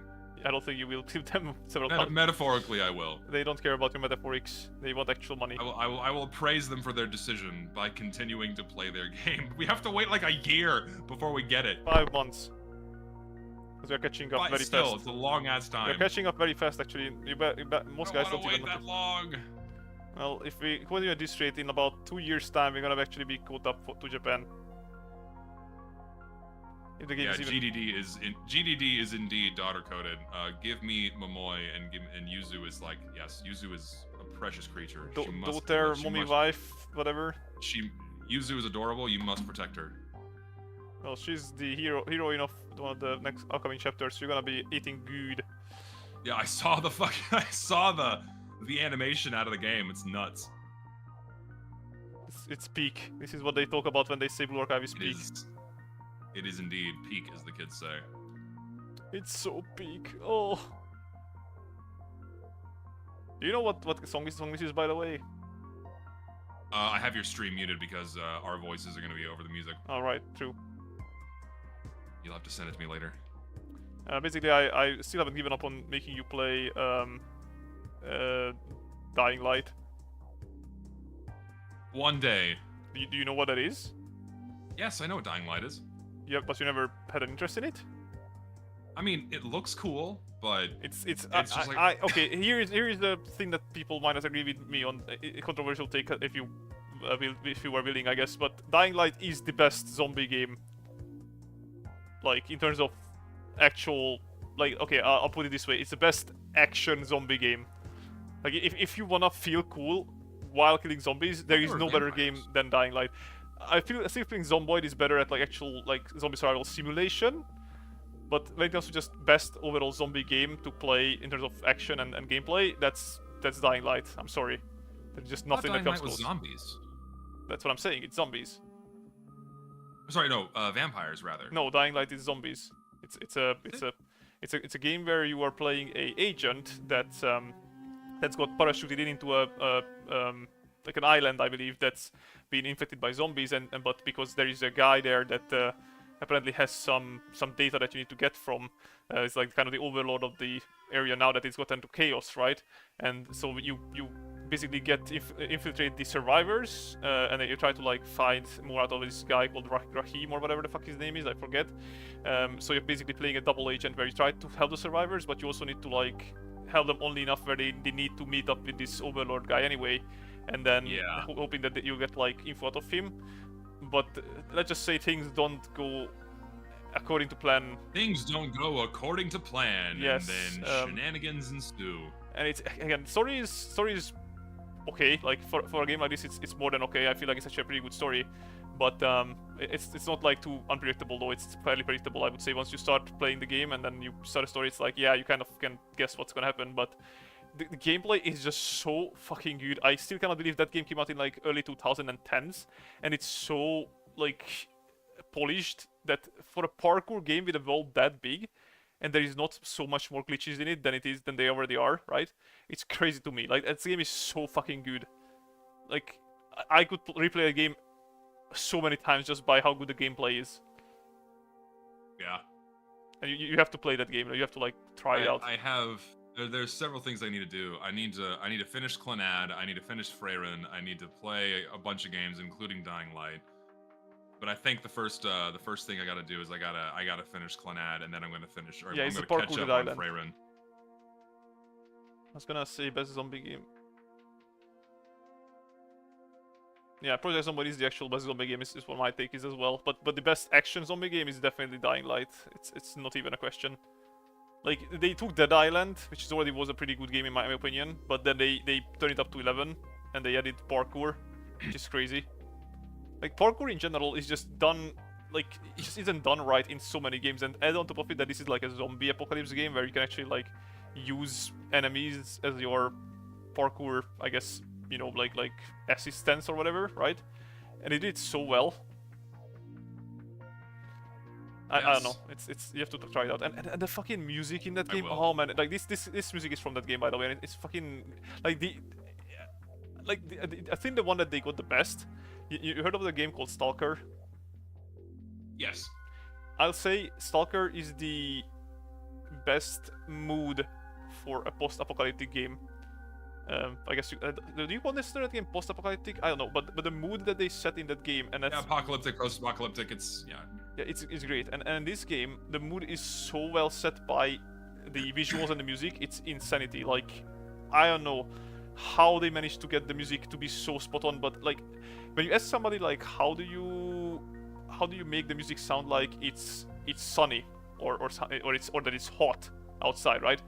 Mm-hmm. And it's like you have to think about that, like, okay, so with music, like, what do you mean? And then you listen to this music and like I feel like I'm on a deserted, or not deserted, but sorry, like a equator, you know, a region, island or whatever that is hot outside, and it's you know, it's making me dizzy, that sort of shit. And it's done so well just with the music alone that you don't even have to play the game before you can tell by the music like what kind of atmosphere the game is gonna have. It's insane. It's really good. Yeah. I get you. I'll play it. I promise. Just not. Well, not worst sure case scenario, you'll play it when we are at us, and then I'm gonna make you play it on stream. You're gonna fucking like chain me to a chair and make me play Dying Light. Yes, exactly. People will like that. Oh lord. Also, Coco, yeah, I am gonna try out TF2 Classic on stream tomorrow. Oh, it's coming out tomorrow? It came out today. Oh, I thought it was still coming soon. No, it was supposed to release yesterday, but then it got delayed to today, so okay. it just came out on Steam today. Okay. So I'm gonna give it a shot on stream tomorrow. We'll see how it goes. Now that it's like so much more convenient and you can just access it on Steam, it's gonna be curious to see how many players it retains. What because is? it hit I think it's at a peak of about 3,000 right now. I'll check after I drop off this to you. And actually, no, this guy's 3 miles away. Fuck you. I'm gonna check it right now. Curious. So, what do you mean? What does zombie genre better, games or movies? I feel like movies always have a disadvantage against games just by the sheer factor of like games being able to Wow, it's doing really well. doing the game. Yeah, it peaked out at about 10,000 people when it first came out. Now it's That's not down too to bad. like about 7,000. Very Still curious very to see good. how it's gonna. Yeah, my curiosity is player retention. Like, what's gonna happen to it in the long term? Yeah. Okay, that's an interesting question, Zesty. What do you, which? I mean, to be fair, you haven't played that many games, so it's kind of hard for you to answer. But which do you think does zombie genre better, movies or games? I would say games. Honestly, I mean games for sure. Yeah. Because like I'm trying to think of like good zombie movies, and so few come to mind. The best Like ones. you have the you have the classics like Night of the Dead Living Island. Dead and what have you. Sorry, not Dead Island. Sorry, what is it? Island of the Dead. What is that movie with that guy who? Is it with Bruce Willis? I forget. One of the zombie movies is with Bruce Willis. I forget. I know there's a zombie movie where one of the girls gets her leg torn off by a zombie, and then they put like a fucking table leg as like a prosthetics for her leg. It's the Planet Terror. Planet yeah, Z? the Robert Rodriguez movies. Yes, is that's what the you're one. referring to. It's the Robert Rodriguez one. Yeah, that's kind of almost I like like a that parody. one. It's almost like a parody, but it's pretty cool. Yeah. Fun kind of corn. Robert Rodriguez makes some wild shit, and that's just a really fun one. Yeah. But I was gonna say, shit, I lost the zombie movie. I was gonna say, fuck, like the 28 Days Later trilogy. Yeah, that one. Because that's technically zombies. I think those are some of the best when it comes to zombie movies. Then you have, say, even though World War Z, it's an adaptation of a book. I still think it's pretty good. A pretty good interpretation of like a potential zombie outbreak. I like that one. What else? Zombieland is great. Zombieland's just funny. It's a good comedy movie. Yeah. Zombies are just a bonus. Yeah, basically. The zombies are just a bonus for sure.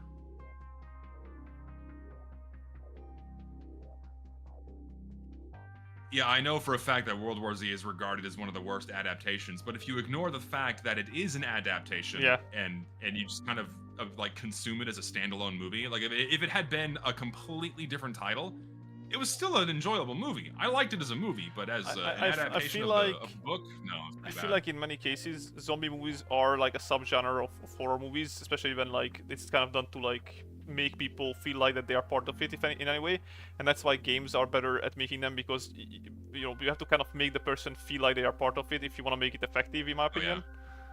Right? So for sure, and because like it's a subgenre of like apocalypse / post-apocalypse movies. And when it's anything other than, say, Mother Nature being the cause, or like nuclear fallout being the cause, or what have you, yeah, it's better when you are the it's very hard to get the person kind of immersed in that. Yeah. Because usually when you have like post-apocalypse or apocalypse movies, the story is kind of separate from that. Like the one that comes to mind is a movie like Book of Eli. 2012. Well, 2012 is a movie like literally about the apocalypse, and it's made just to be eye candy. You know, it's just an eye candy movie of shit breaking and exploding, which is fine. I like that. Yeah. But like a post-apocalypse movies, say along the lines of fuck, I'm drawing the biggest blank. Was that the one where like Mad Max? The plants like kill? the Mad Max movies, you know, like the stories take place in the post-apocalyptic world. I haven't seen Mad Max, you know. Anywhere. You've not seen the original Mad Max movies? No, I don't think I. Maybe a very long time ago. Oh, dude, I don't have remember to at watch all. them. They're so good. Okay, I'll watch Mad Max if you play Dying Light. And then Fury Road is another a phenomenal movie too. But again, these are like stories and themes that could have taken place outside of an apocalyptic world or a post-apocalyptic world. But the stories are just kind of enhanced by the setting. You know what I mean? Yeah. Whereas, say, a zombie movie, it's like the movie is about the means of the apocalypse and having to like go through the motions. And so, if it's not something like Nature, like 2012, or like a nuke, which is something that like, you know, are real world concepts that people can get really heavily invested to, you have to make the concept of a zombie really engaging and interesting and make the viewer feel like, oh shit, this is something that could happen to me and be real and what have you. And so I'm the Legend. a good, compelling zombie movie is hard to make because the premise itself is inherently not real. It's fantasy, right? Actually, It's not very. It's not close to reality at all. And so the big challenge is making it close to reality. That's why a lot of movies kind of rely on zombies coming from like a virus or something. But then you have other ones that do interpretations of like, well, the dead, when hell has no more room, the dead will rise. That kind of thing. It's more ethereal and religion and faith based kind of. Yeah. And that's a lot harder for people to get kind of invested in. Yeah. And so that's why like some of the more successful zombie franchises are something like Resident Evil, because like it all comes from a virus, which is much more believable, comprehensible for a human being to Yep. like go, oh shit, this is something that could happen to me. It could impact me. Well, you know what the what's it called? Fuck, I forgot what I was gonna say. I'm the Legend. Is that the one with Will Smith? I Am Legend. I'm Yeah. Legend. Is that the same creator, by the way, who made I'm Robot or I'm the Robot? I honestly don't know if that's the same director. Title and writer. and I the don't think style it is very similar to me, but maybe it's just coincidence. I don't know. It's also just movies of the era, really. I guess, yeah. The movies in that era all have that same kind of. This is one of my favorite actors nowadays. It's like kind of, what are you doing, my guy? Who? Will Smith. Oh, Will Smith. Yeah, he's fallen off. Yeah, unfortunately. well, he kind of hard. It's kind of hard for him to accept that he's gotten old.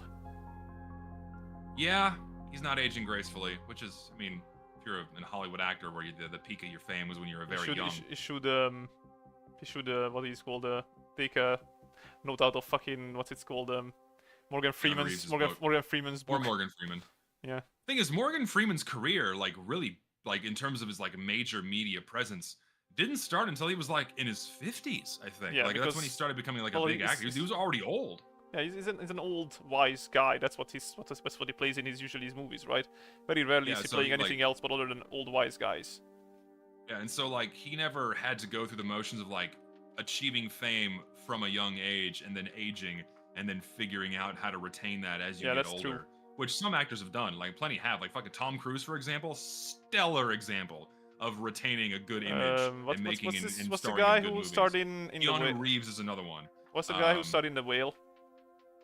I know his name. Oh, Brendan Fraser. Brendan Fraser is another perfect example of a guy that is still a really good actor. Also, and went through and like he handled his pretty boy phase and then went to his action movie phase and then and now the more serious movie roles phase, and he does well. People love him. Yeah. I mean, he's a very lovable guy.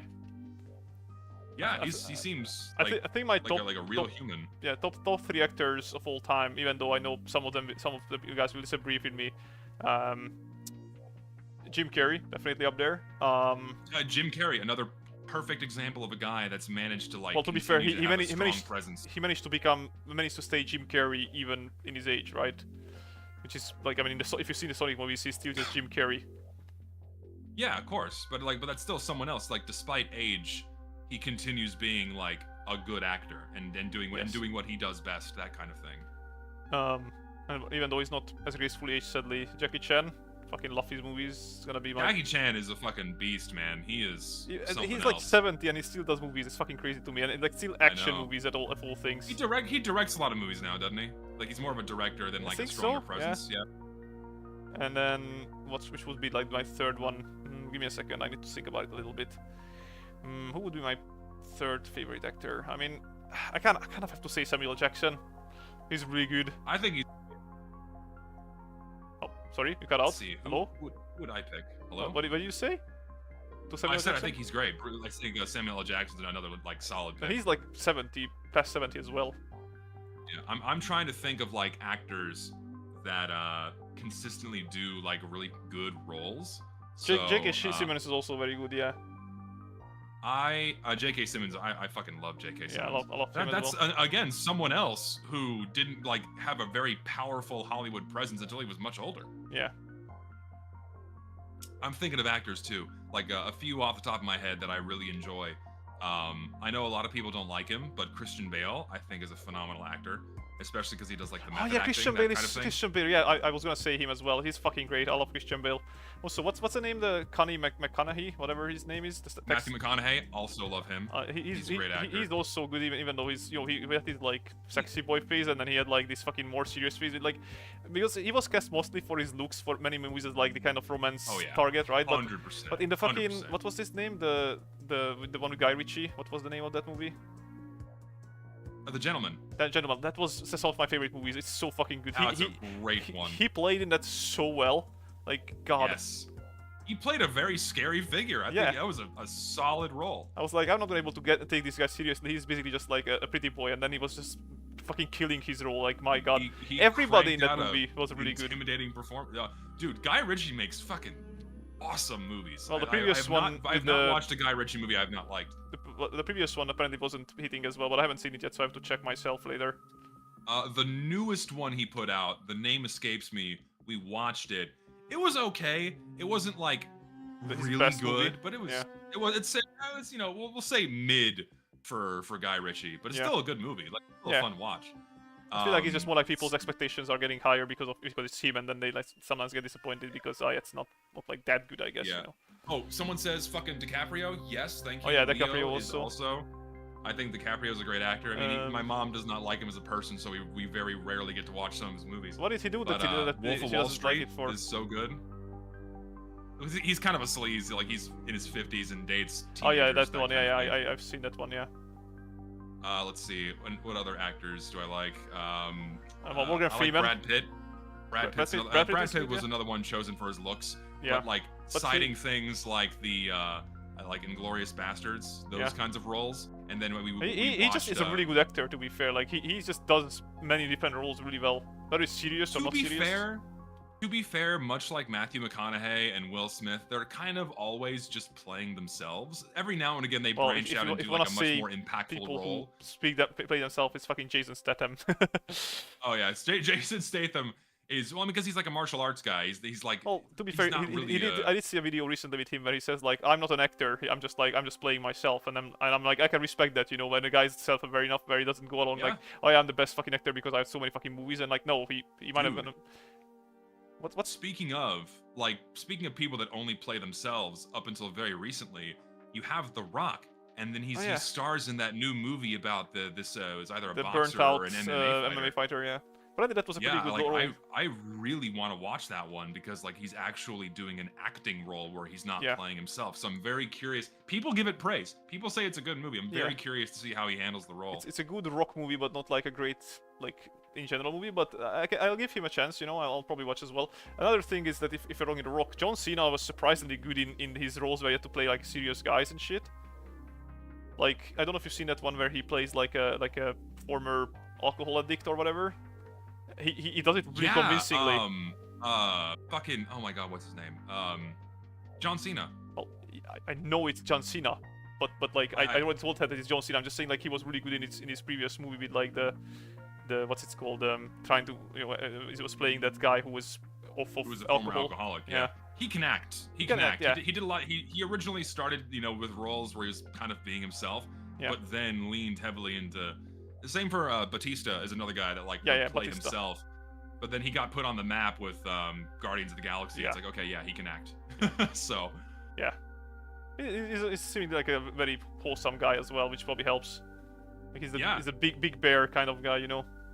Yeah, it is funny that you have like the wrestler to movie actor pipeline, and they eventually get like really good enough. We're like, okay, yeah, these guys are solid actors. That's always like a fun evolution to witness. Good, yeah. Tom Hanks is a phenomenal actor. Yeah, I love so many of his movies.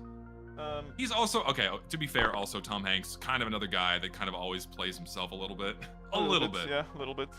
What's the name? What's the guy who plays in Shawshank Redemption? The main guy. Oh God, what's his name? Oh my God. He's a really good actor.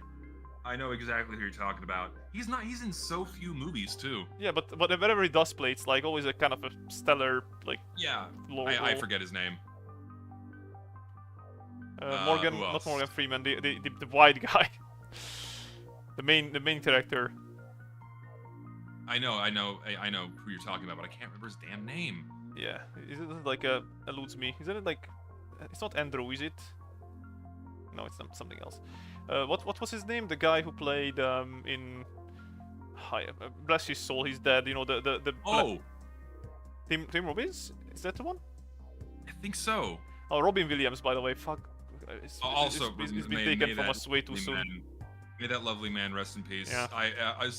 One of my favorite all-time movies is one called The Birdcage with Robin Williams. Oh my god, it is so fucking funny. It is such a good movie.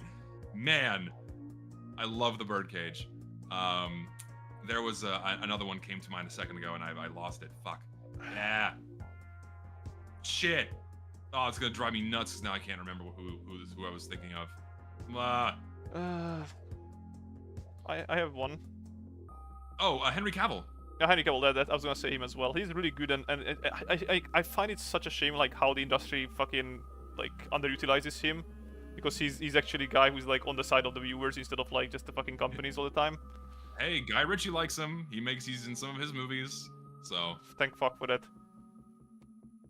At least he's getting some roles, which is cool. Yeah. Let's see.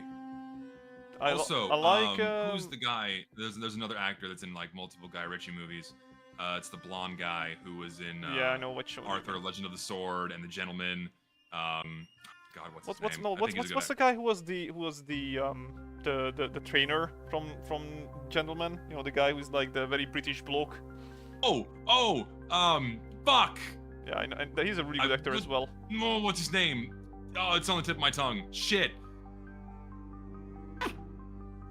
Oh, I hate that I can't remember his fucking name. Son of a bitch. Yes, him too. Also a really good actor. Shit. Yes. I'm he's busy really good at playing like Taxi, so I can't Google his name. He's really good at like adhering to the roles that he's given. Like you would expect that like he has like specific roles that he's good at, but he just tries out sometimes new roles and he just fucking nails them every single time. I'm like, how many roles can he make to work? You know? He's very, very good. Let's see. I'm gonna look up his name in a moment because it's gonna drive me nuts unless I do. I feel like somebody in the chat is gonna tell him. I can probably look it up myself. Give me a second. I'm not that like fast anyway. Gentleman. What do you call this? Gentleman cast. Cast, yeah. All, please. Okay, so it was Colin Farrell. That's the one. He's great. Colin Farrell. God, why could I not remember his damn name? Yes, Colin Farrell's awesome. Hugh Grant from that movie is also very good. Hugh Grant, yep, another great one. Also Hugh Laurie House, but also just a good actor in general. Who else? Fucking I need to be quiet. Oh, hey, really good movie we watched last night that has what's her name? I think her name's Emma Stone. Is that her name? Emma Stone. I think I always get her mixed up with someone else. Hold on. It's possible. I don't think it's her.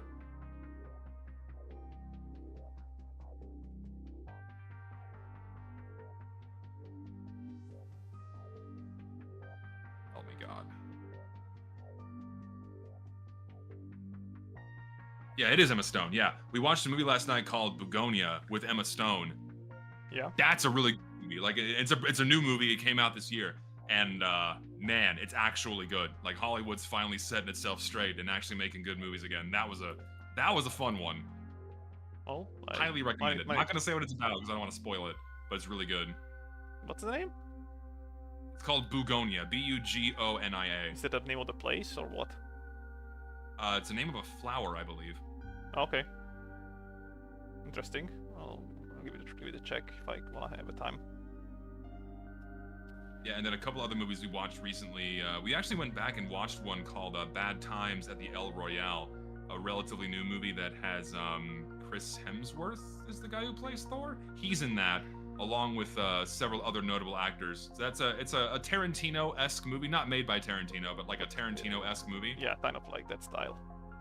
Very good. And also, speaking of Tarantino, there's one called 4 Rooms, which was 4 short stories, each directed by a different actor, including Robert Rodriguez. So it's Robert Rodriguez, Tarantino, and then 2 other directors did like 4...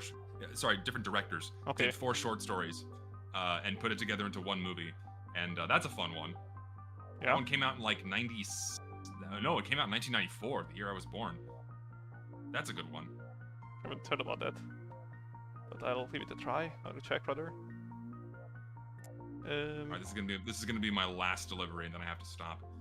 And are you gonna be calling it a day there, because I might need to Yeah, do it as well. I'm gonna go. I'm getting tired. Yeah. My eyes hurt. I'm gonna try to work with it as well soon, so I'm gonna make it simpler, and I'm gonna just add some lighting, and then I'm gonna be done probably. I'm gonna deliver this boy, and then I'm gonna go spin the wheel and maybe get a car, and then I'm gonna be done. Of course, they gave me like a 4-mile delivery. Holy moly! That's how it goes. Place Beyond the Pines. That rings a bell. I don't know if I've seen that one. I've heard of it. Oh, dude, James, like, love the OG James Bond movies. Like, who is the best Bond in your opinion? I'll be biased and I'll say Pierce Brosnan, but that's because that's what I grew up with. Fair. I know most people will disagree on that though, and that's fair. Yeah. What do y'all think? Like, yeah, Pierce Brosnan is pretty good. He's also a good actor, to be fair, in general. Yeah, he is. Daniel Craig, I think, is It's also the worst. He does a decent job. I think in the it's not his fault, but the James Bond movies of his era were like very like diverging to a different type. I mean, Casino Royale was very. That was the best one in my opinion. Was Casino Royale? I disagree. Of the Daniel Craig ones. I disagree with that, but that's okay. Really, which one do you think is best of the Daniel Craigs? GoldenEye. Well, not Daniel Craig's. I don't like Daniel Craig's movies as much. I like GoldenEye a lot. Well, GoldenEye's good. Yeah. Okay, so I think I just need to add some lighting and then I'm gonna be done. So if you can wait for that much, then I can get this one. I prefer Clash Royale. Be quiet. Stupid. Dumb. Get this mobile phone filth out of here. Yeah.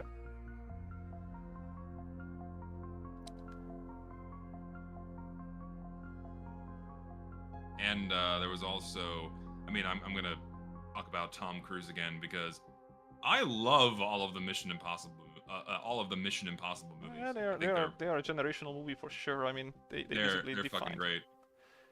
They basically define the generation in a way. Yeah, I think the newest one, what I hope is going to be the last one, because if they keep trying to make more, it's kind of pushing it a bit. Yeah. But the most recent one was, not gonna lie, not great. A little bit of a letdown. It was still good. It was still entertaining, but it was a little jumpy. Didn't feel like you can tell it wasn't as cohesive as the others were, where there was like, pretty big jumps in the plot, where they kind of skipped over things that you would have liked to have seen. It felt like they tried to shorten down the movie into like an actual like theatrical. The movie was long. The movie was very long. It feels like they tried to like shorten it already. So. Yeah, because it was already kind of getting dragged out, so that you can tell they kind of snipped things, and that was kind of a bummer. But in terms of everything else about it, like the finishing of that arc of the story, and again the acting and the action and the filming and the cinematography, all that shit, all that was very, very entertaining and very, very good. I liked it all, but I still think my favorite is what is my favorite Mission Impossible movie? I think my favorite Mission Impossible. What's your favorite movie overall from like certain genres? Oh man, well, let me think my favorite Mission Impossible one first. It's Ghost Protocol is I think my favorite one, which is the fourth one, I believe. Yeah, the fourth one is my favorite Mission Impossible movie. Fucking love it. Yeah. Then if we're going like genre by genre, man, that's hard. Well, I know my favorite horror movie. It's The Shining. That's an easy one. Like horror thriller, I guess. More thriller than horror, but I like The Shining. Yeah. Favorite action movie. I mean, I'm gonna pick The Matrix, and I'm gonna pick the trilogy. I can't pick just one. So Matrix trilogy for action. Base choice. For like adventure fantasy, Lord of the Rings trilogy. You can't pick just one. It's got to be all three. Yeah. It's fair. For say a drama, Fargo, or let's see what else is like good drama film.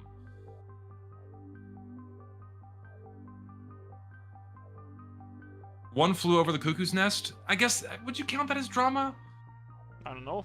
You tell me. I guess you would. I guess you'd. I guess you'd count that as drama. For sci-fi, it's like a hard tie between Interstellar and The Martian. I love both of those movies.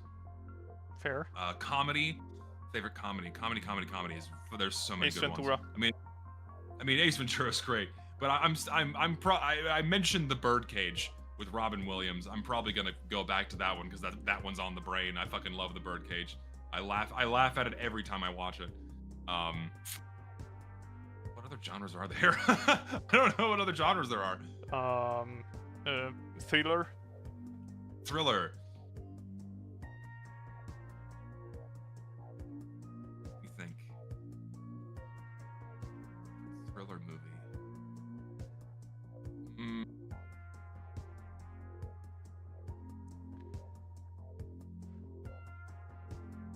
Yeah, rom-coms. I'm trying to think of a movie that had like a really good build, like a really solid build.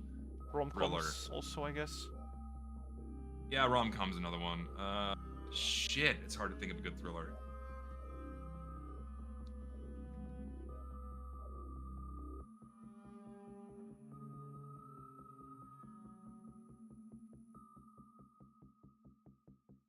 I guess Seven? I would count that as a thriller, right? Seven? Yeah, it's called Seven. It's based on 7 Deadly Sins. Oh, well, maybe. It's a pretty gruesome movie, but as far as thrillers go, I like that one. I like there are others, but I'm having a hard time recalling any other thrillers. I like the Hercule Poirot series, but it's, I guess, book adaptations, which is, I mean, it's fine. Wait, which one? Hercule Poirot? Do you not Say know? that one more time? Hercule Poirot? I have no idea what you're referring to. Oh, wow. Agatha Christie books, adaptations into movies? I'm not familiar. You don't know Agatha? Oh my god, that's a shame. Unless your accent's making it hard for me to interpret what you're trying to say. Agatha Christie. Say it again. Agatha Christie. Agatha Christie, but what's the title again? It's not title. It's the series. It's the Hercule Poirot books being made into movies. Yeah, I don't know. Okay, well, look it up. I'm not familiar. God, favorite rom-com. I don't like rom-coms. It's like my least favorite. Neither. Next to musicals, but I've seen a few. I like the Adam Sandler one, the 42 First Dates or whatever. 50 First Dates is pretty funny. That's a great rom-com. There's one with Sandra Bullock and the guy that plays Deadpool. Ryan. The Proposal. The Proposal is the name of that movie. Very funny. That's a good rom-com. I enjoy that one. If I had to pick. Fair. Ryan Reynolds, thank you. I could not remember his name. Reynolds. Yeah, I told you that's it's a fun Ryan. Wait, it's fine. Yeah, but I couldn't remember the last name. It's like Ryan Gosling. No, Ryan Reynolds. Ryan Gosling. He's also not a bad actor, actually. Who or what else? Is this done? Coco, help me. Is it done? Am I missing Coco, anything? is this done? Am I missing anything that's like really? Is it other than the chair and table maybe? But Taxi Driver is great, but you should watch Taxi, like the French movies, the Taxi 1, 2, and 3. Those are fucking great movies. Are French movies? The Taxi movies? I'm not familiar with the French movies called Taxi. You should watch them. They are fucking hilarious. We don't get many foreign films here. I know. And what most people don't know, sadly, from America, and they probably should. Oh, Parasite! Parasite is fucking great for like a thriller, because I guess it's kind of a thriller.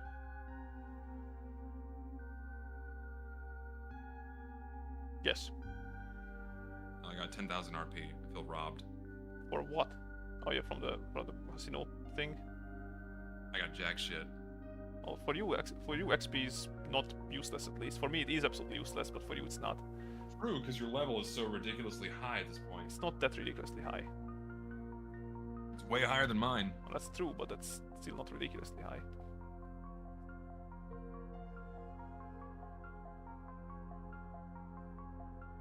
Anyway, the French movies, yes, they do. Some of them are really good. And so, actually, one of my favorite actors is a French guy. What's his name? Give me a second. Um,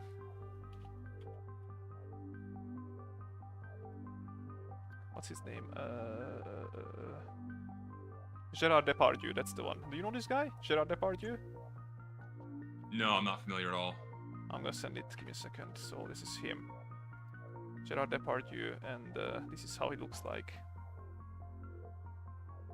He's been in really great movies. Some of them are American, so he does play like in American movies. You know that one movie where like what's the name of that Oh, this guy, yeah. Okay, yeah, I've seen him in a few good movies. There's one that's called shit. Let me look it up. There's a really good movie. Oh, he's the one that's playing Obelix, you know, from the Asterix and Obelix series. Wait, do you know Asterix and Obelix? No, I don't. You he don't was know in... Asterix and Obelix? This thing? You haven't seen this before? No. Oh my god, guys, he doesn't know fucking Asterix and Obelix. Whoa. I'm not seeing. Oh wait, this movie. Never mind. I'm seeing it on Google now. I'm sorry. Yes, I've seen this. I was like, if you haven't seen, I just couldn't. I just could not remember the name. Let's see. There's another movie that he's in that I really enjoyed. I'm trying to find. Vatel is good. Yeah. Vatel is a good movie. He's a great actor. You should watch the Pofabe, which is like shut your mouth is literally the name of the movie. Oh my god, I forgot he was in 102 Dalmatians. He was? I forgot about that. Was he the bad guy? I don't remember, but I remember him being in the movie. I completely forget. Was he? Oh right, there's also a Queen Latifah movie called Last Holiday. He's in that movie. That's a fun movie.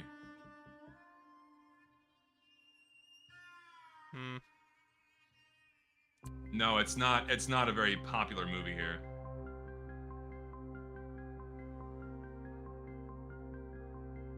But I have seen this. I'm so like the two things that I pity you for the most is that you're missing out on things like the Asterix and Obelix series and the fucking Bud Spencer and Terence Hill movies. Those are fucking gold. Just by nature of it not being American. You guys are uncultured. Listen. I don't listen. You can't help it, all right? You can. You cannot. We can't control what media we get here. You can culture yourself. That's what you can do. Anyway, I need to make this pink, and I just need to make like some very fucking basic background, and it's done. Actually, I can probably just like fucking grab this and just use this instead. How about that? I'm gonna be lazy. And for the finish, I'm gonna put in a new song. Nice. What's this song? Do you know this one? Let me turn it up. Where is it? 1 second. Find it first.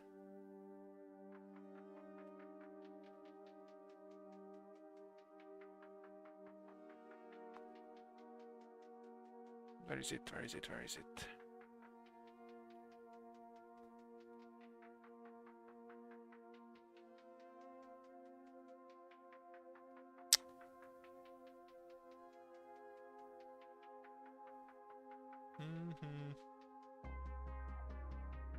Cannot find it. It's gone forever.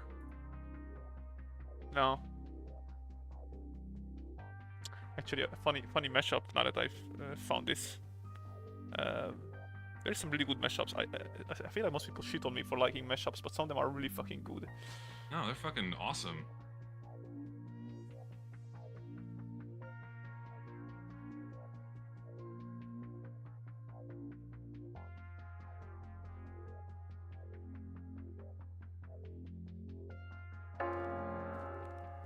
Do you know this song? Waiting to hear it.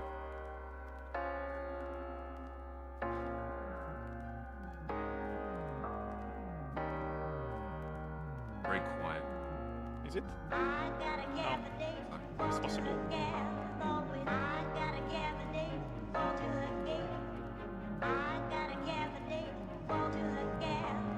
I've heard this song before, but who made it? It's Parov Stellar. That's right. Yes, I like the song. He does electro swing. Yeah, I've heard the song in a long time. It's a really good song.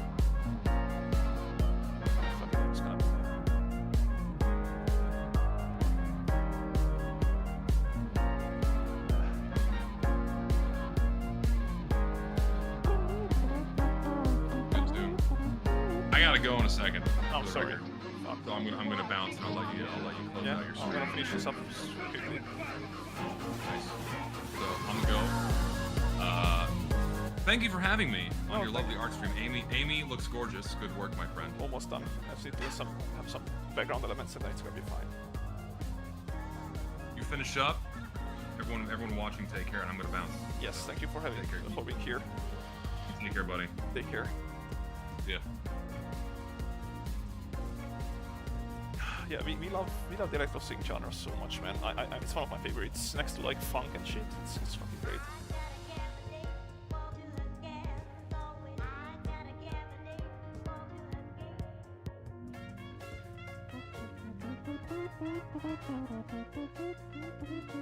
I'm not gonna go into too much high topics now that I'm almost done as well, but do you guys have any questions left from things that we have talked about, or just outside of that, I guess?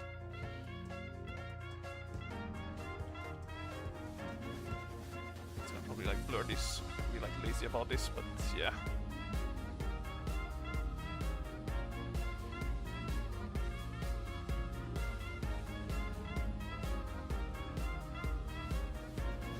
Blur tools are not the best helps for artists, I'll tell you that much.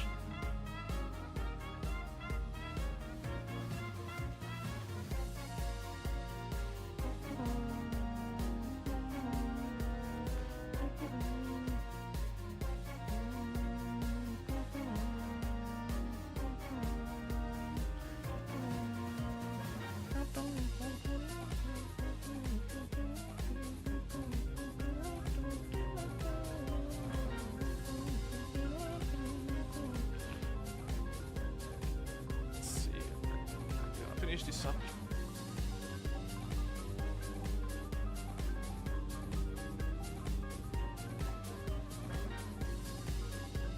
Something like this, I guess. Okay. The next catch-up will be about anime hot takes, right? I actually don't know yet. It depends on how you're gonna be feeling, but I am open to suggestions from the chat for sure. What's the name of the song? I'll post it. Give me a second.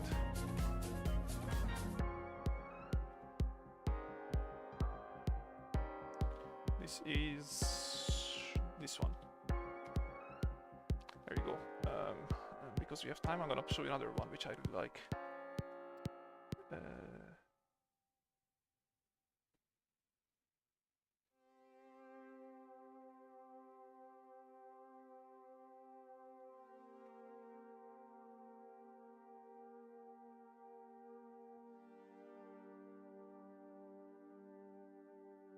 Where was it? Where was it?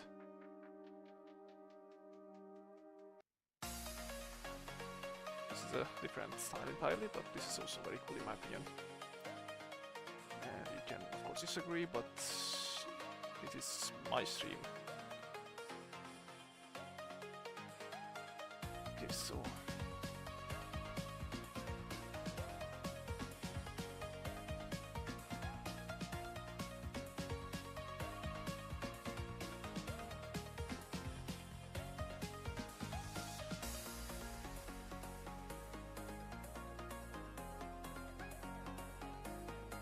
did I say how much I hate backgrounds, by the way? Fuck. It's still not perfectly angled.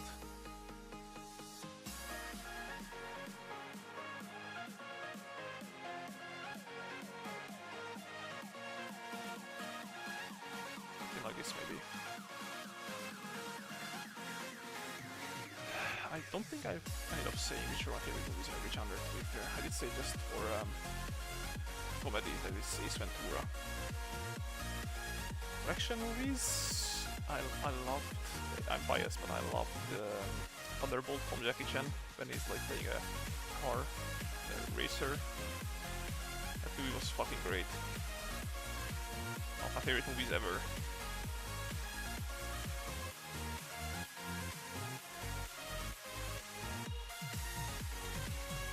What else? Romance movies. First 50 First Dates, yeah. What else is there? I don't really watch horror movies, but I don't know. kind of hard to say. Horror movies. Yeah, I just really don't watch horror movies. It's not my genre.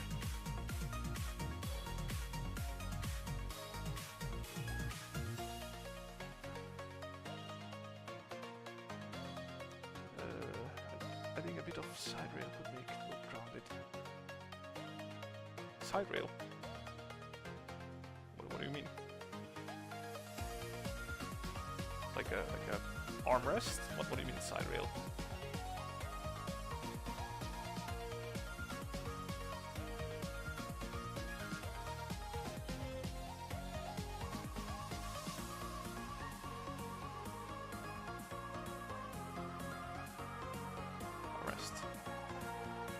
Could, yeah, I suppose.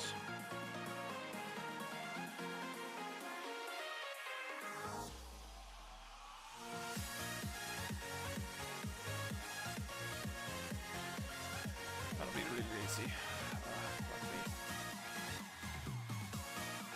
I'm just gonna make this kind of like comic style, and I'm gonna put it there.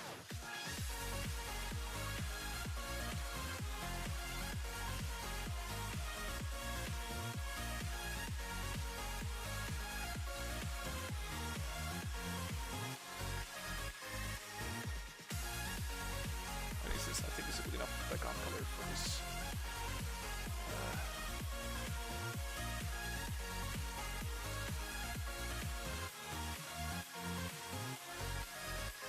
Try to like tighten it up a little and see how it goes. Probably not gonna work out, but I have faith.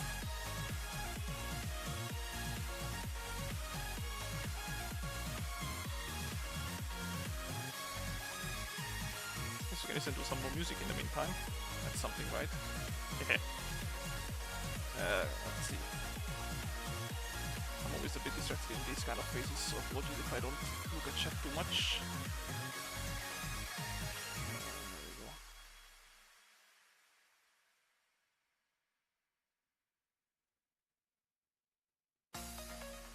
No, not do the same thing again twice, please. Let's see, what do I have?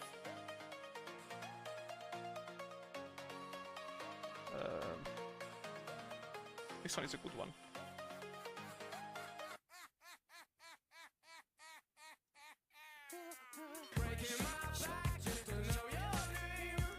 All those mashups that I like. People will absolutely shit on me for this, by the way, but that's okay.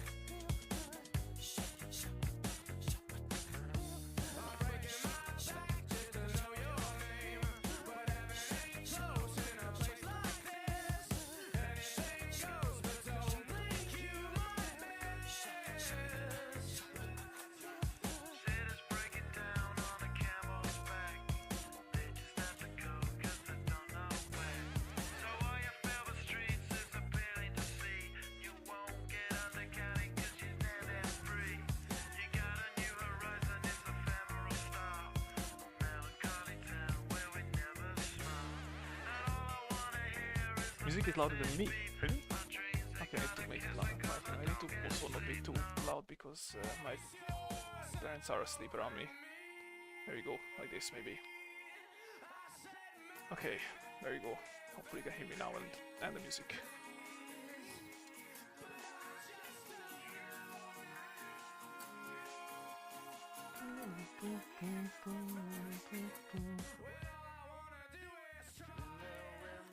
For the land.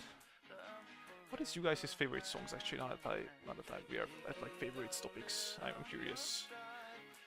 I think for me it changes at times, but right now my favorite is I Wanna Know from Too Mellow. It's so fucking good, man. I think I'm always less time on stream.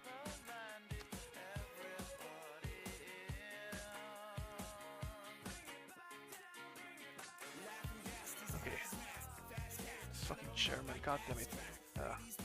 They keep messing up the proportions or the perspective or whatever. I go there like this. There we go, that works.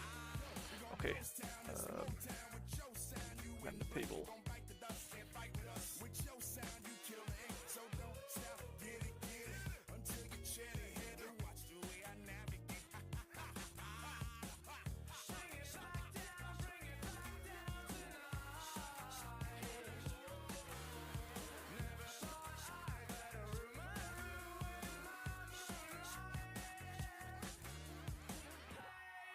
his... How is this Coco? To also add some color in a second.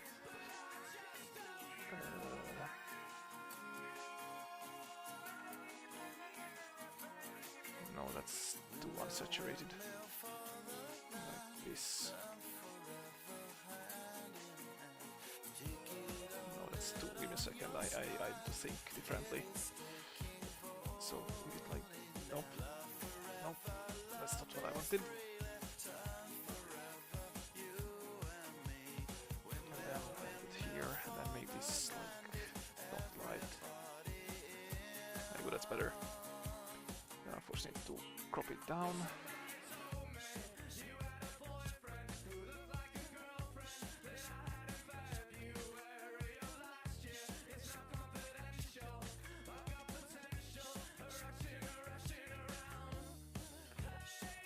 Probably need to crop her halo.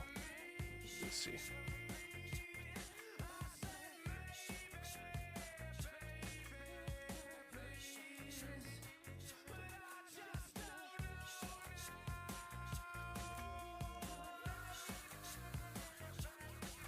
Like this, and then I can crop a little bit from the top maybe. How is this? Probably crop at the bottom as well, a little, no? Even if it's kind of defeating some of the purpose, but... How is this? Is this a good crop? Gonna go Gary need to get cooking. Thanks Coco, have a good cooking. Anyone care by Citizen Soldier? Would anyone care? Alright, I think I heard about that. I need to give it a listen as well. What if I crop a little bit more, like this? Think it's okay? What do you guys think?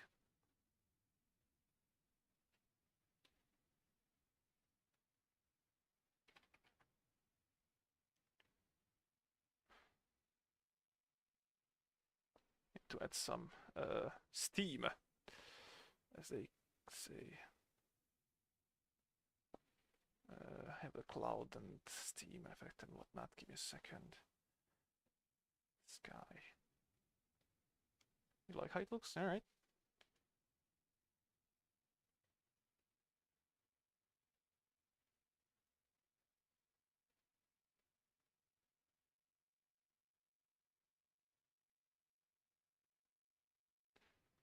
Eimi needs to be steamy because she's hot, literally.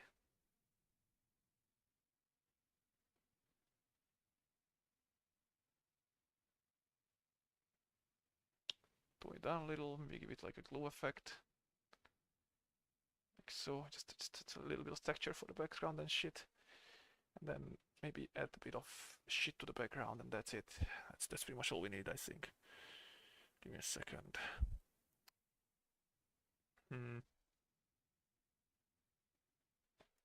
You can have one more song in the meantime, and that's gonna be the last song probably for this one. Let's see, what should we do?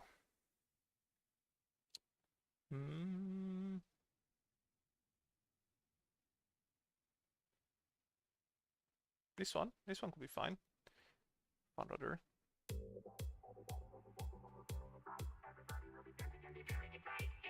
Yep, there you go. Nice.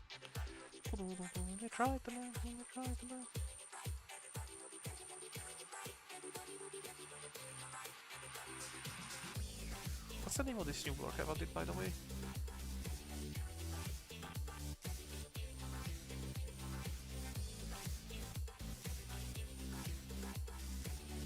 Grammaton H. What is it called? The fucking what's his name?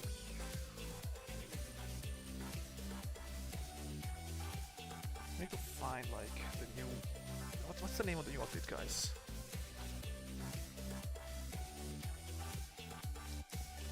Anyway,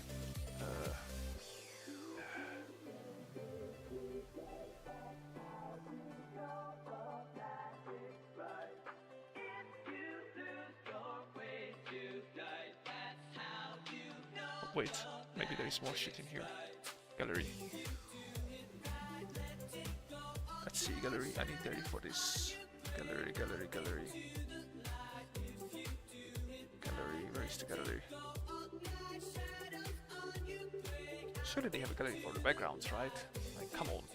Oh, they don't. Fuck. Ah, that's annoying, man.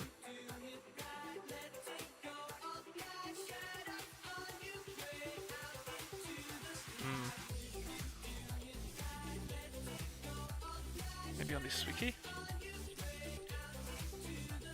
I know you cannot see them, by the way, I'm sorry.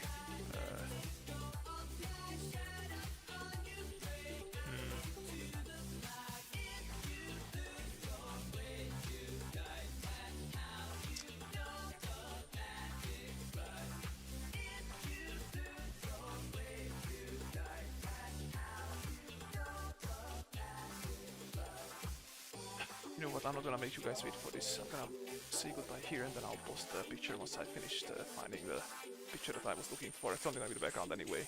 You already see everything else that's needed to be seen here. Alright, thanks for being here. I'll catch you again, hopefully this, well, not this month, but hopefully next month with the catch up and other shit. I do have a video plan, but now that my headset is broken, it's gonna be we'll see how it goes. I probably need to like set up another microphone of some kind, but hopefully I can make it work. But yeah, take care guys. I'll catch you later.